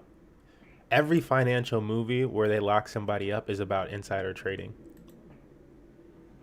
But the point here about the Fed is somehow exempt from those rules doesn't actually sit well with people, so I think they're going to have to end up making some changes here, right? Yeah, I agree. Look, the problem is, and we were talking about the solution earlier, is that, like, what do you do? And one of the solutions is, well, maybe they can't own stocks or bonds directly in the sectors that they kind of regulate, but that's not really a viable solution, as you want to be able to have, you want them to be able to, like, own anything. They just don't care if they do it. No matter what, they're in a bad situation. No matter what decision they make and investments they buy, they're going to be scrutinized no matter what. So somebody just had a great point. They said that we've now spiraled into the point where investment bankers are claiming the moral high ground, right? like oh, the Fed, those bad people, I can't believe they are out there trading. And so, like, yeah, the sentiment is there. So people are like, wait a minute, hold on a second here. Like, the moral high ground should not be Wall Street trying to one-up the Fed, right? Obviously, we think that it should be the other way around. So let's get there. Last quote we have is from Dennis Keller, the CEO of Better Markets, said, quote, to think that such trading is acceptable because it is supposedly allowed by the Fed's current policy only highlights that the Fed's policies are woefully deficient. And I think this is the point here where people are basically saying, listen, there's two conversations happening. One is, did anyone break the rules? Did anyone violate the code of ethics? Or any Did anybody break the rules? We set the rules up so that we could do it, but you can't. The second conversation, which is, are the current policies, are the current codes actually the things that they should be? Like, should we change those? I think everyone's like, it's like, yeah, if they have some type of rule where they're like, they're allowed to, assets that they're buying, they should it's actually fucked. be actively participating in assets that they're driving policy on. So, in some way, it begs the question, should people at the Federal Reserve not be allowed to hold assets outside of low-cost index funds and or mutual fund types things, where they basically are just buying baskets? They're not picking individual securities, they're not picking individual bonds, they're not able to pick individual commodities. It's more of, you can get broad-based exposure to the market, but part of your duty in serving in this role and having the I think the most hilarious thing would be if they came up forward with a statement and they were like, same thing they did with when people asked if they knew that folks were suffering from the financial statement of the virus and stuff, and they would have a statement like, nah, like nobody's nobody's over here suffering because nobody's mentioned it to us. Like, why would anybody be suffering from any of this? privilege of serving in this appointed role is to give up some of the economic upside that you could gain by playing the markets and investing in other assets. Agreed. It's also, their code of conduct is a little vague, right? So I want to read an excerpt from it that says, yeah, why would anybody care about our code of conduct? Oh, you guys do want us to abide by the same rules as Wall Street that you thought we abided by because we've been locking other people up for doing these things. Oh, no, we just thought that we could get away with it. Like, what? they should be careful. What is that? That is the most wild thing I think I'm going to hear today. I don't think I'm going to hear anything else more wild than that, bro. It's basically like, hey, don't do anything unethical, right? That's what a code of conduct is. So it's like, they're in a bad situation. I don't think that we should financially harm people or not let them own certain stocks because they're making policy decisions on those stocks, but you just have to, it has to be watched very, very carefully. So one thing that somebody in the comments said, Christopher said, well, look, rather than allow them to do all this trading and stuff, just pay them more money, which begs the question, okay, how much money do they make? So if you look at the Federal Reserve Board salaries, according to Glassdoor, again, could be a little off, but directionally probably correct. Economists get paid base pay, $167,000, with about $25,000 of additional pay. So they come in right below $200,000 or so total pay. A research assistant can get paid about $65,000, $70,000 a year. A senior research assistant could get paid a little bit more, kind of $75,000 or so. Interns, $25 an hour. Funny how they pay their interns $25 an hour. If we look at somebody, let's say a senior economist, they get paid about $190,000 to $200,000 a year, plus with additional pay comes in around $225, $230. And then when you look at somebody in the IT spot that's an intern, they get paid $26 an hour, so you get $1 extra an hour if you're a regular intern versus the IT. But even managers at the Fed are getting paid $160,000, $170,000 with the potential to earn up to almost $200,000. So there are, for the staff, there are very high salaries, but that doesn't include the people actually who are on the thing. So if we look real quick, this is real-time Best Business Show research team here. If we look at, let's say, Jerome Powell's salary, he is chair of the Federal Reserve. It's only $200,000, right? So it's not like it's a ton of money. If you said to me, instead of allowing them to play in markets, just go pay him $1 million a year. Pay him $2 million a year. Fine. Like we just printed $5 trillion. We got cash, right? Just literally go. Everybody who is a Fed president, pay him $2.5 million a year, $5 million a year. Like pay them whatever we need, so that they're not out there YOLOing in the markets, making all these day trades and kind of periodic trading, so that we can try to get to some semblance of not having influence and bias in their policy decisions. The problem I think with paying them just not whatever they want, but more money, is that they're still going to be doing these things, right? So if they make $200,000 now and you pay them $1 million, $5 million, whatever it is, you're going to get to a point where they're still going to do the same stuff, right? No, you tell them you're not allowed to trade. So you can't own any assets other than low-cost index funds and mutual funds, or some basic set of like very kind of bland assets where you can get exposure to the market, but you can't make individual securities. Like an S&P or something like that. Exactly. You get individual security selection you're not allowed to do. You can't trade, so you just have to have broad-based exposure for the full length of your kind of time serving. And we're going to pay you $2 million a year, though. So like, we'll come in, we'll pay a bunch of money, like no problem. We'll take care of your financial needs. But the trade-off you make is if you think you can make more than $2 million a year trading the market, then you shouldn't do this job. This is a policy job. This isn't an investor job, right? And I think that that's a potential solution. Doesn't mean that it'll actually work, but I think that is one way to at least remove the appearance of conflict of interest and bias, even if it doesn't actually change what's going on. There's almost this weird world where people are having a problem with the appearance of it rather than what's actually happening. Yeah, but look, the narrative kind of controls everything, right? So if the narrative is that they are basically insider trading on information that is non-public, then that's a really big issue, and they're going to be looked frowned upon, even removed from their seats. If they're not, and the narrative still is that way, then it's still a problem, right? So I think we have to change our mindset about it, and hopefully they can convey some confidence into the public. People obviously are bringing up the fact that it seems like all of these lifelong public servants all end up being millionaires. Most people in the Fed positions, the Fed presidents and the chairman of the Federal Reserve, etc., they had a life before public office. Right? So most of, Jerome Powell obviously was in the financial world way before, made a bunch of money, it's worth tens of millions of dollars, and then he steps in. But there's a lot of career politicians, for example, who they made $150 grand a year, and somehow they got millions of dollars. Right? Now we do know that 33% of millionaires in America, they've never made more than $100K. So it's possible to become a millionaire without ever making more than $100K a year. But there's also a lot of things you can be doing if you're a politician to make sure that that you end up with $1 million even though you got the salary. It's also after you serve in these positions, a lot of people go into public speaking and a variety of other roles that kind of pay them well, right? So it's not just what they did while they were in office, but they make a lot of money after they have served. So this is bad in the sense that there is a debate, a controversy, that there's a conversation around it.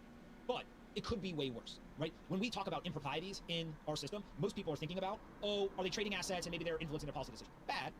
But in other parts of the world, it's way, way worse. We are going to play for you a wild video in 1 minute that you will not see anywhere else. I promise. Nowhere else will you see this video. Somehow it got blacked out on mainstream media. But in order to do that, I need you guys to hit the like button. Let's go. Start smashing the like button. Let's get to 2K likes today, and we will do phone calls. All right, here is the issue. The Taliban has now seized more than $12 million in cash and gold from former government officials and handed it over to the Afghanistan Central Bank.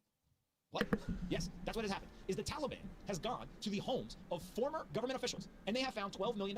Allegedly, only $12 million. Maybe they found a little bit more, put it in their pocket. I don't know. But of that $12 million, there's cash and gold. And this is one photo to start with. There's money counting machines. There's stacks of cash. Like, this looks like any old operation. You might as well just have, like, some sort of business going on here in terms of all of this. We then got a second photo. They just counting the cash. Like, this is crazy. Literally sitting here saying, let me just count these Benjamins real quick. Here, let me see what's going on. How's this going? Now, here's the video. We're going to pull up this video, and I want you to watch this, and you tell me, this is the Taliban now inside the former government official's home, and you tell me how crazy it is that these former government officials not only had the money, this is what they left behind. They ran away, and they left this behind. Just cash. They do with their phones, too. They get the picture of the gram. Yeah, they're on like Instagram Live. Yeah, they're on Instagram Live and shit while they're doing this. Damn, we got this gold, we got this cash, look at us. Wait till they open the suitcase. Yeah, it is important to know that this is what they left behind, right? So Look at this suitcase. Bands. Look at that one. Look at that suitcase. And the guy filmed Jesus. this was in the vice president. So. Yeah, I don't know what they're saying, obviously, but I gotta imagine, like, hey, bro, how much is mine? Yo, okay, all right, you get that suitcase. I want the bigger one. You said that they handed it over to the Afghan Central Bank. The Taliban now runs this. Just so you know, they gave it back themselves. I mean, look at that suitcase right there. This is crazy. This is absolutely nuts. Some of it's gold, some of it is cash, and they're literally just picking it up out of suitcases. This is what was left behind. $12 million. Is he just putting like some kind of like... This is a crazy video. Oil, like some oil or something? Some holy water. Yeah, some holy water on the money. Yeah, making sure, hey, come back to me. So obviously, this is a huge, huge, huge deal here, where in the United States, we got it bad, right? There's stuff going on. There's lots of people with questions. We should address it. We should take care of it. But then there are places in the world where there's outright corruption, what at least this appears to be, where the Taliban is going into the former vice president's home and found millions of dollars. There's about $6 million in cash in that video and 15 gold bars that were stashed in his home. So after he ran away, and the Taliban went in. That was what was left over. Who knows how much they actually got away with or took with them. Now, on top of that, they've obviously found a bunch more money, and so there are accusations that the former Afghan president, Ashraf Ghani, has been accused of fleeing the country with millions of dollars in currency as well. And so when you look at this, first of all, I'm blown away by just the imagery. Like this photo right here, where it almost looks like they literally have a like they're settling their books for the month. They got the cash just sitting over there with the money counters. That's crazy. And then when you watch the video, and it's literally like somebody, it's like kids at home. They broke open their piggy bank, and like the money fell on the floor, and they're divvying it up with each other. Giant piggy bank. Right? Well, like, I mean, this is craziness that's going on here. Yeah, I think one thing's also important to note is that these videos were most likely released, right, to try to like humiliate the old government that was in place there, because it is one of the poorest countries in the world, and they have cash just sitting in suitcases in homes of government officials. I definitely agree that they're trying to do it to humiliate them. We have no way to confirm whether it actually was left behind or they just showed up with it or whatever. And so the other thing is we should call out, like, this serves as propaganda for sure. But also, if there is actual accuracy to the fact that this was left behind, which we believe that it is, that's why we're showing it to you, and multiple outlets have said, hey, look, we believe this to be true as well, then it just goes to show how different it is for the people of Afghanistan, right? Same thing in the United States, the people of the United States, and how hard it is for them to actually get money to be able to build a life of wealth and security and happiness. And then when you're a government official in a corrupt country, I mean, literally just have suitcases of money. Like, it's just like, it's like a joke. It's like, well, we joke about the United States, like, oh, well, they got suitcases of money. Like, no, they literally have suitcases of money. Like, you're like going to dinner with your wife. What do you do? Like, go back there in the suitcase, grab a stack real quick. Like, it's crazy, right? This is wild to me. It makes me think, look, when you say suitcases of money, you know what everyone thinks about? They think about like drug dealers. They're like, all right, they have suitcases, they're laundering money, all this stuff. That's an absolutely insane video. It's clearly propaganda in the sense of it's trying to humiliate someone else that was formerly in power in that country. But look, this is unfortunately the world we're living in today. The Taliban got cash too. Let's not act like they're not running around. They might not have it in suitcases. Maybe they got it in They now have helicopters and trucks. Yeah, they got all kinds of stuff going on there. I don't know if you saw the one photo where they had a bunch of guys in the Taliban had gotten into like a clothing locker, and they literally had put on the American uniforms. They had the M4s, they had helmets, night vision, like they literally looked. They looked like American Special Forces soldiers because they had the beards, and they were just walking around there taking pictures together. And I was like, if you're walking on the street, how the hell do you know?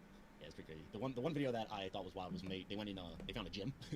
they were like working out in the gym, like never seen gym equipment before. It was absolutely crazy. Did you see the one with them in the pond? No. Oh man, hold on a second. We gotta pull This this one up. Andy has the most wild Twitter on like ever. Your timeline, dude. When you bring up your timeline, you see stories and videos I've never seen on the internet before. It's just, I'm on the internet, dude. Like, get on the internet. What are you talking about? Let me see if I can find this photo real quick. This is one of those photos that when you see it, you're just like, Afghan, let's see, Taliban, water, toys. I literally think that's gonna come up. Let me see real quick. Yeah, found it. That came up.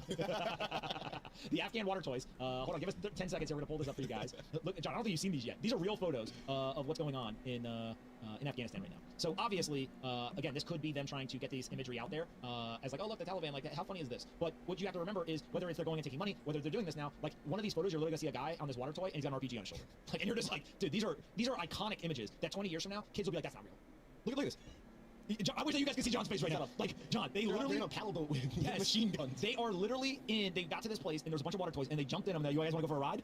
And they're rolling around. They don't have horses. They don't have American vehicles. They are literally on water toys while they are rolling around. And then look at this guy. This guy looks like, you ever seen the picture of George Washington crossing the river? Like, it literally looks like that's what this guy's doing.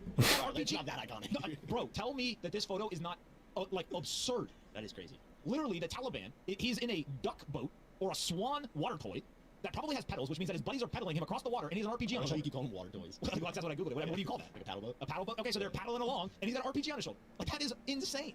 So this is the stuff that John says is stuff that pops up on my Twitter account. Gotta follow diversity of people, John. You gotta make sure you get stories from different parts of the world. All right, so lots of people are quitting their jobs. Companies are struggling to hire and keep employees because U.S. workers just keep quitting. They literally, for 4 months in a row, just keep quitting their jobs. Like, we are out of here. At least 3.6 million workers have quit their jobs each month for a third of the year. For 1/3 of the year already, 3.6 million workers have quit their job on a monthly basis. If we go back April to July, April 3.99 million, so about 4 million. In June, about 3.8 million people, and then in July, again, about 4 million people. So around 3.8 to 4 million people for April, June, and July already this year. We've got this chart that shows the number of Americans quitting their jobs. Insane.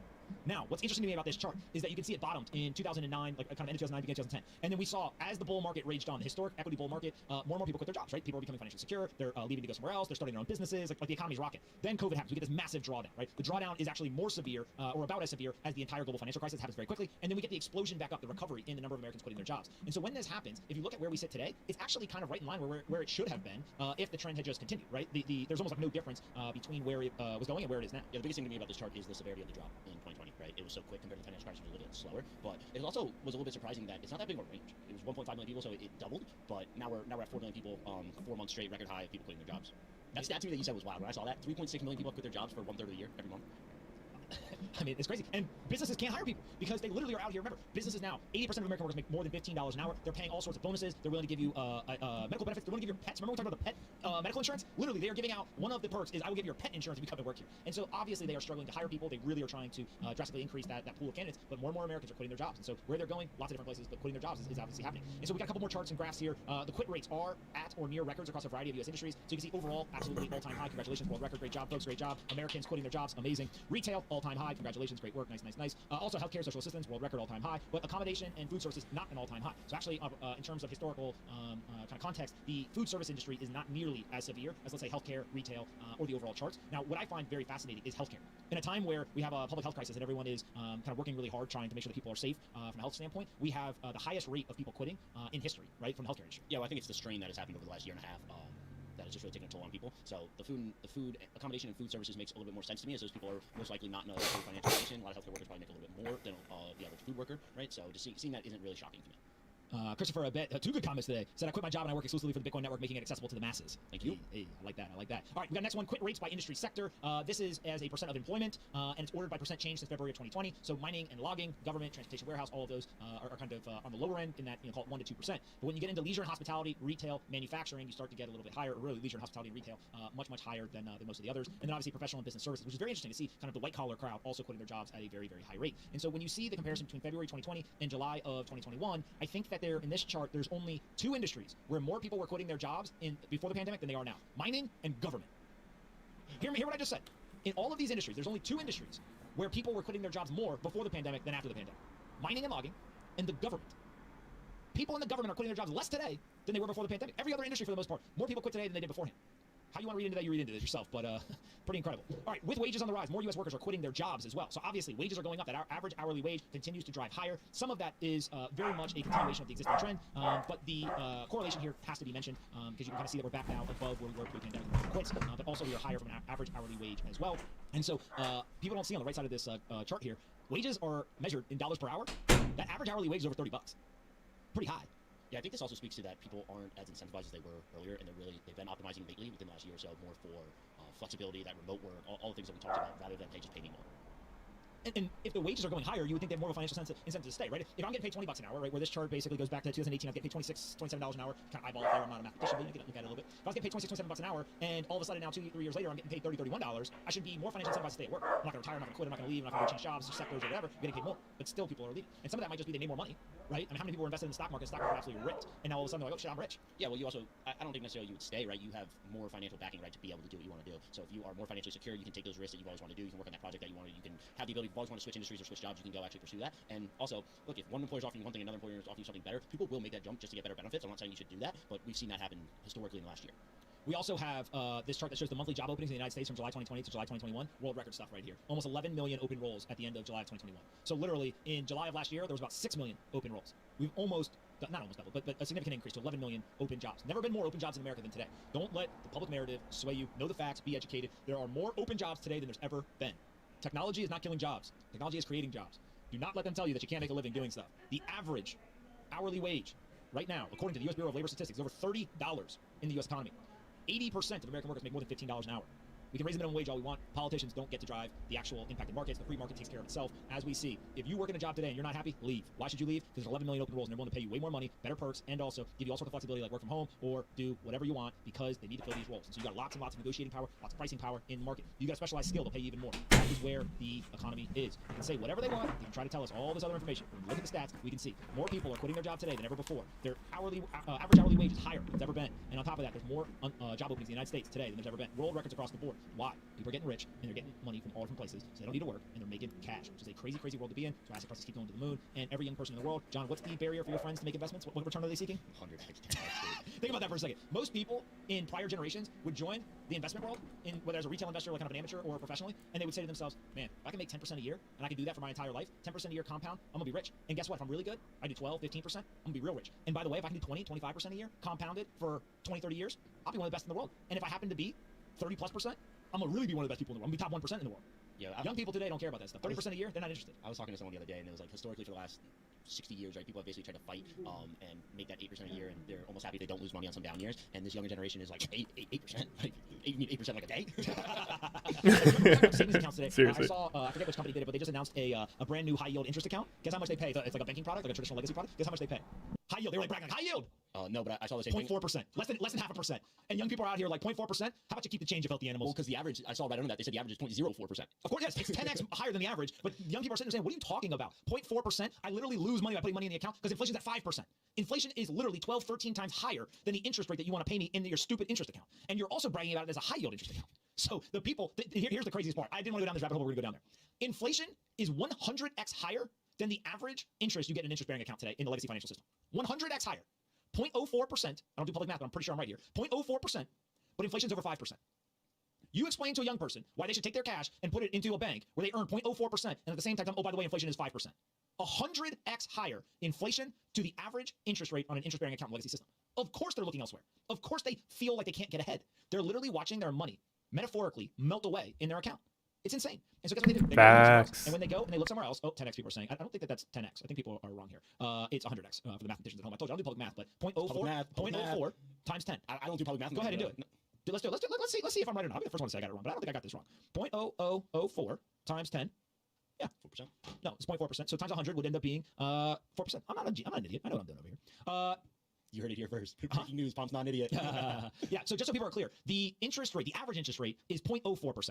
The high yield interest rate that people are bragging about is 0.4%. So 0.04 is average, 0.4 is what this one account is talking about. What I'm talking about is taking 0.04%, which is the average interest in an interest-bearing account legacy system. And inflation is 5%. It's 100x. Thank you. Just trying to be out here doing a little bit of math.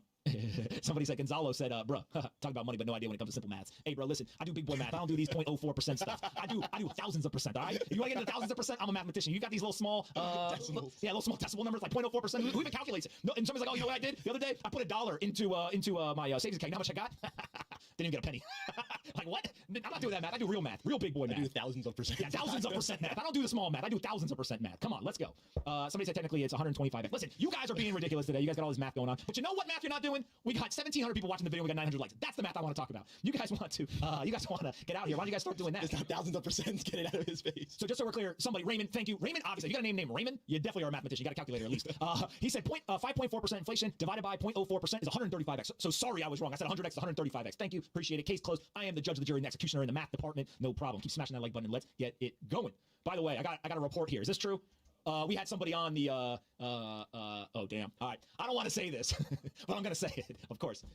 This is not financial advice. Please read the terms and conditions. Do not take anything we say here seriously. Do not listen So I'm to gonna anything we rotate say. all these, and then we're gonna claim at the end of the day. SoFi CEO Anthony Noto was on the show yesterday. SoFi stock's up 11.7% today. Facts. I just googled it. It is true. I didn't do anything. I didn't buy any stock. Don't worry. But I'm just saying. Just saying. Best business show. Might be the best for a lot of reasons. Hey, if you're the CEO of a public corporation, you might want to come on the show. No comment. SoFi doing real good. All right. By the way, I just wanted to be known my math is right from the beginning. Just so we settle this real quick. I may not be a mathematician, but I was right. 0.04% national average in the interest. Inflation is more than 100x higher. I used to only have like For a 8 young person. You're not Phantom in looking my for account, so I'm 0.04% cool with interest. this. You're not looking for 8% annualized returns. These people, whether they're right or they're wrong, are Now absolutely I got 60 Phantom in my crushing account. it. They are looking for hundreds of percent increases. And the crazy part is they're getting it. If you think about right now, the S&P return on the actual asset over the last 1 year is, give me 1 second, is up 33% in the last year. The benchmark is up 33%. If the benchmark is up 33%, obviously these kids are going to try to outperform the benchmark. So maybe they suck at outperforming, and they only are able to squeak out a couple extra points. So getting 35 or 40%, maybe getting 50%. But there's a lot of kids who ended up actually getting 100+%. Now, if you've been around for a while, you know that that's not sustainable. You understand that in a normal environment that isn't being manipulated with interest rates or quantitative easing, that wouldn't be sane to continue to look for triple-digit returns every single year. But guess what? For the last 5 years, if you're a young person and you just said, screw it, my parents and everyone else doesn't know what they're doing, the S&P is up 100% in 5 years. And if you were smart enough to buy the dip in prices last year during the pandemic, again, it's up about 100%. So when you look at, in the last 18 months, we're up 100%. Over a 5-year period, we're up 100%.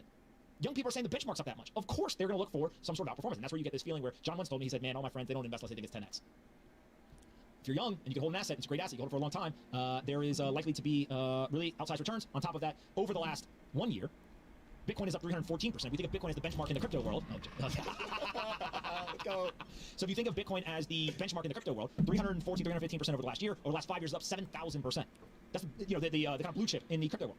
Young people are living in a different reality than people who've been in markets for a long time, and we'll see what happens. I'm glad you said that 10x thing because you were talking about Bitcoin. 10x from here is Gold? Yeah, it's gold's market cap. Basically gold market cap, yeah.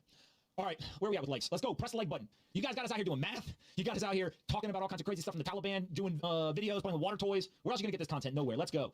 The SoFi thing is pretty good. I love the fact that there's so many international users in that watch this show that are like begging SoFi to go international. Yeah. Right. We talked about it yesterday. They're doing everything from South America to Asia, and they're really trying to get there. So just keep going. Yes. I love how Anthony Noto was talking about how he has 10 to 15% of his liquid net worth in Bitcoin. Of course, you love that. Who wouldn't? All right, we got one more topic, and then Dylan LeClaire from Bitcoin Magazine is going to come on. We're going to talk about Bitcoin, talk some on-chain metrics, talk about what's going on in the market. But first, Mark Zuckerberg. Don't be playing with my guy. Don't be playing with him. Everyone remembers this video. We got a screenshot, I think, over the holiday weekend. Mark Zuckerberg posted a video, and he's on a hydrofoil. And here he is right here. He's moving. He's got the flag. Nothing more American than apple pie and Mark Zuckerberg on a hydrofoil. Guy is killing it, and he's just chilling. He's doing it. He put some music behind it. He posted it on the internet, tried to break the internet. Everything was rocking and rolling. No problem. Yesterday, New York Times published an article. It's kind of a hit piece, right? I mean, they could try to say it's not a hit piece. Obviously, there's some bias written in the article. You just got to read the article, and you can kind of see it. You have a lot of responses when you're a big company as to how you're going to respond to it. Zuck, though, he was real upset about one specific part of the article. He said, look, it's one thing for the media to say false things about my work, but it's crossing the line to say I'm riding an electric surfboard when that video clearly shows a hydrofoil that I'm pumping with my own legs. This is some billionaire energy. I don't care what you write about me. Take that, New York Times. Now, New York Times, in all fairness, all's fair in love and war, then went and they took the correction. They made sure everyone knew it was a correction. They wrote in the article that Mr. Zuckerberg's post recently featured a video of himself riding across a lake carrying an American flag with messages about new virtual reality and hardware devices. After this article, which described Mr. Zuckerberg as riding an electric surfboard, was published, he wrote on Facebook that it was actually a hydrofoil that I'm pumping with my own legs. So, hey, if you're Mark Zuckerberg, you at least know that the New York Times read your Facebook post and they're willing to correct their articles. But I think that this is the brand new way that people are going to deal with mainstream media, right? All of a sudden, everyone is talking about hydrofoil versus electric surfboard. Nobody even remembers what the New York Times article is about. Yeah, people don't really care. One, that video is awesome. I like the guy or not. It was posted on July 4th. It's an awesome video. Holding the American flag, pumping the hydrofoil. But yeah, look, he's trying to basically, like, you can get the power of the masses behind you if you get everyone to agree with your post and kind of spin your own narrative. But then, yeah, people may not have cared what the New York Times article said. It may not have even read the article, but it got more exposure for the article, so I don't think they cared anyways. Like, they trolled him back by saying he posted on Facebook. Like, they don't care either. I think it's very clear that we've now entered this realm where when hit pieces are written, all the subject of the hit piece says is they just are self-deprecating, or they're like, oh yeah, great, the New York Times doesn't like me. Shocking. And they just like, everyone moves on, which is crazy because what it means is there's this weird balance. When the New York Times writes this article, I think a lot of people are like, of course the New York Times hates Facebook and is going to write bad things about Facebook. And like literally people just like roll their eyes, they read the article, they move on, whatever. Everything else about the article. Yeah, it's just like whatever, right? And then obviously Zuck posts this, everyone talks about this comment, and we move on. But I will say again, I think I'm a pretty fair person. I think New York Times, this type of stuff, nonsense, right? Just absolutely seems like I saw the spokesperson from Facebook. They had a whole thread. They were like, hey, I gave a statement. They literally selected the part of the statement they wanted. They didn't take the part where I said this is not true. Like all kinds of manipulation of information, whatever. Both sides are doing it, right? But that is the world that we live in. Whatever. New York Times does get kudos though. The reporting on the drone strike in Afghanistan, they made the government come out and explicitly say, yes, we did not kill terrorists. We killed innocent people. And so in one way, people yell and scream and they get mad about the mainstream media, and it's easy to point at the boogeyman and say, oh, the mainstream media, they suck, blah, blah, blah, whatever.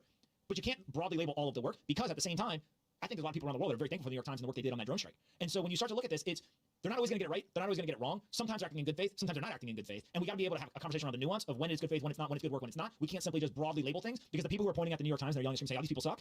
All of a sudden they go and they drop this investigation around the drone strike in Afghanistan, and now they're kind of caught with the pants down. They're like, oh shit, like I got to congratulate the New York Times. Like they feel weird. So it's like, no, like they do good work at times. They also do really bad work at times. And being able to decipher between the two and think for yourself and not just have to emotionally label something as good or bad is actually a sign of like emotional intelligence. And more people that do that in our society are will probably be better off if we had people thinking that way. Agreed. I think the biggest thing is people don't like it when they spin that narrative. So if you have an interview with them and you make a statement and then immediately following that statement, you either correct yourself or you say it was a false statement, like, or even when you're talking about something else, and then they just like cut it there, clip it there, add the quotes there, and say, hey, look, this is what they said. People hate it because you're spinning their narrative. And we've seen that across all industries, especially legacy media in the business world, sports, everything. All right, we're gonna bring Dylan on in here in a second, but before we do that, here's the deal. I need more likes. Let's go. Let's get it. That's the entry ticket. I don't ask for much. All I ask is you press one button every day and we'll give you all the free information you want. But I need you to press a button. If you don't press a button, then it kind of ruins the entire thing. What are you laughing about over there? Oh, John. All right. By the way, can we get a shot real quick of the Bitcoin ATM again? I just want everyone to remember we got Bitcoin ATM in the studio now. And if we go kind of three-way on the screen, where all three of us are next to each other, like like this right here. Here we go. Oh, hold on, holding. And when we pull us up all three, it looks like me, John, and the ATM having a little conversation. Like, should we interview the ATM? I love the tape over the camera. Here we go. Should we like interview the? Let me just do this real quick. Do we have any questions? Did you see how I kind of moved there too? Like, watch the touch to start when I do it. I'm like, hey, do you have any answers? All right, so it feels good, man. We just compounded about $200. They're trying to talk. It's just here so it doesn't get fined. Yeah. The ATM is here so it doesn't get fined. All right, by the way, people say very insightful comments. We can All right, here's what we're gonna do. tomorrow. I'm gonna go get Dylan check out the video. We will be right back in 5 seconds, and we will. I think tonight I'll compound too, or something maybe. Actually. Actually. The year. All right, we'll be back in a second. And then tomorrow I'll grab.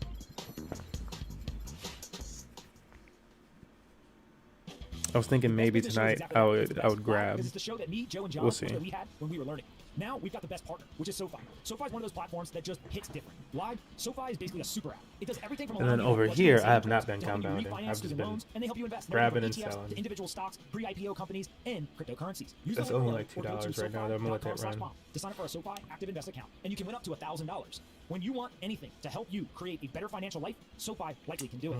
If you're looking for a platform where you can go and do all in one, SoFi is that place. We're really excited to partner with SoFi on this because we think they've built an amazing product, and we think that the product and features that they have will help simplify the lives of our audience. Go check it out today at SoFi.com/pomp and let us know what you think. SoFi.com/pomp. That's where we'll be.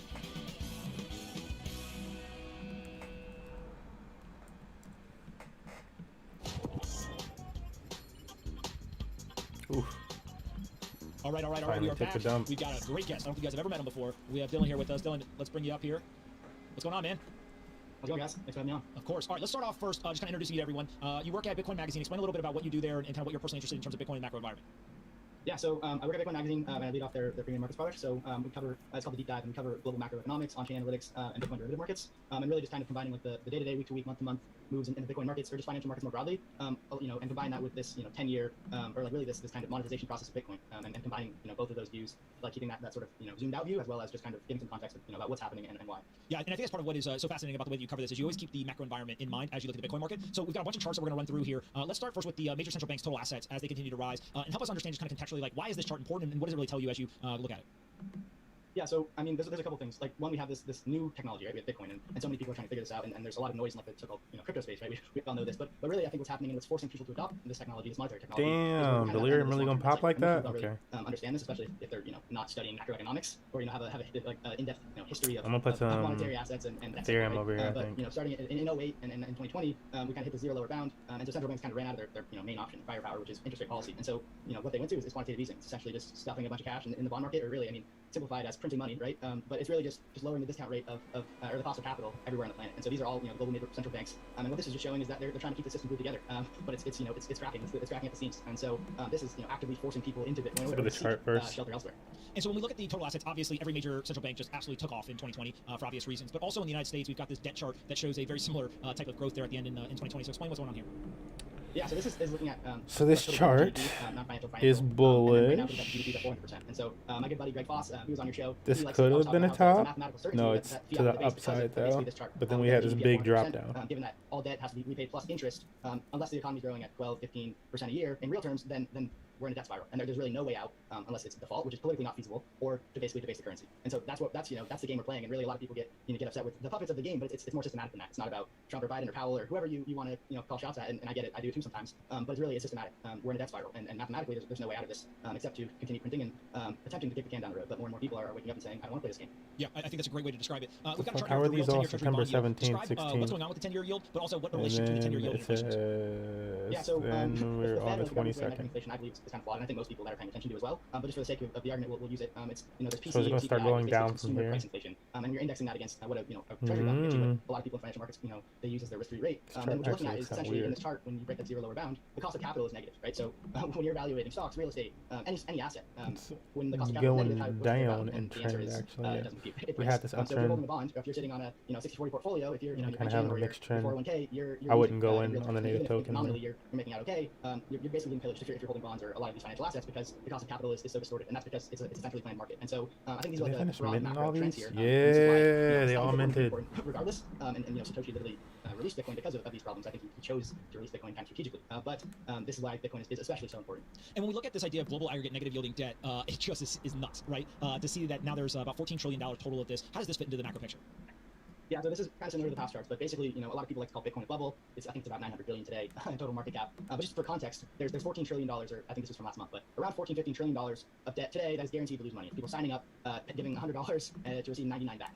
That's simplified, but essentially that's what's going on. There's $14 trillion in that bucket. So when you're calling Bitcoin a bubble, this new global monetary asset that no one can mess with, I think you really need some context here about just how big of an everything bubble there is. And this great monetary experiment that central banks are conducting with global fiat currencies everywhere. We've never seen anything like it. Bitcoin at 900 billion is an absolute drop in the bucket. And so, think about $14 trillion. It's something that, a million millions is a trillion. Just for some context, it's mind-boggling. And so, yeah, Bitcoin is extremely cheap. Now, when we think about a potential solution, I think most people who are watching this think Bitcoin could serve as a solution or a part of the solution. And we look at this chart here of Bitcoin hash rate, and you so eloquently put, it's going up forever, Laura. Maybe describe the it's going up forever, Laura joke first, and then we can talk about the chart.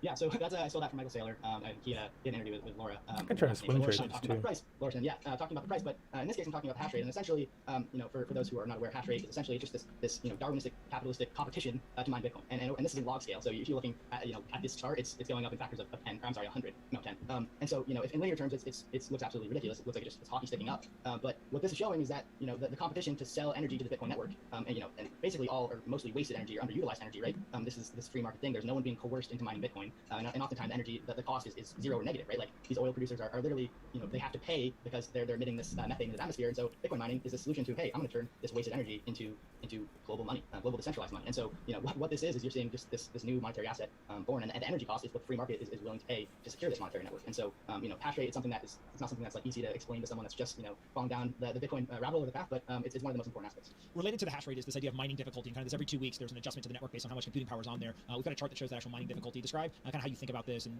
is it one of the most beautifully designed technical systems in the world? Yeah. So mining difficulty is essentially, as the price of Bitcoin rises, or think about any commodity, right? When a commodity becomes more valuable, gold, oil, copper, silver, there's a larger economic incentive to go produce that thing naturally. That's supply and demand. But with Bitcoin difficulty, there's over 2 week periods, or technically I need like more stuff over on the Avalanche network. Difficulty adjusts upwards or downwards depending on how much hash rate has fallen or risen. So if the price of Bitcoin is ripping and there's this huge economic incentive to go produce more of it, just like say if the price of gold was increasing, if the price of gold doubled, well, all of these people are going to try to go mine gold. But with Bitcoin, difficulty adjusts to make it incrementally that much harder to produce the thing. And so it's essentially the difficulty adjustment continues to kind of ratchet up production costs as more and more energy expenditure and people want to go produce. And I'll probably have to look for something other than Dragon Slayer. Alright, I'm gonna wrap this part of the stream up. I got some other stuff I gotta do. I did want to take some time just to kick it this morning and to listen to some things with community while I went to the morning jam. I'm gonna make sure that I have everything in place for potential meetings and shit later on this afternoon. And then we'll probably get a stream kicked up. Also got to check more into the Halo Waypoint stuff, because I think that starts tomorrow, actually. It might be tomorrow at midnight or something, but it starts tomorrow on the calendar, so we'll check into that as well. But thanks for joining us. Your boy MMG Smurf here, and I'll see you soon. Boo-doo.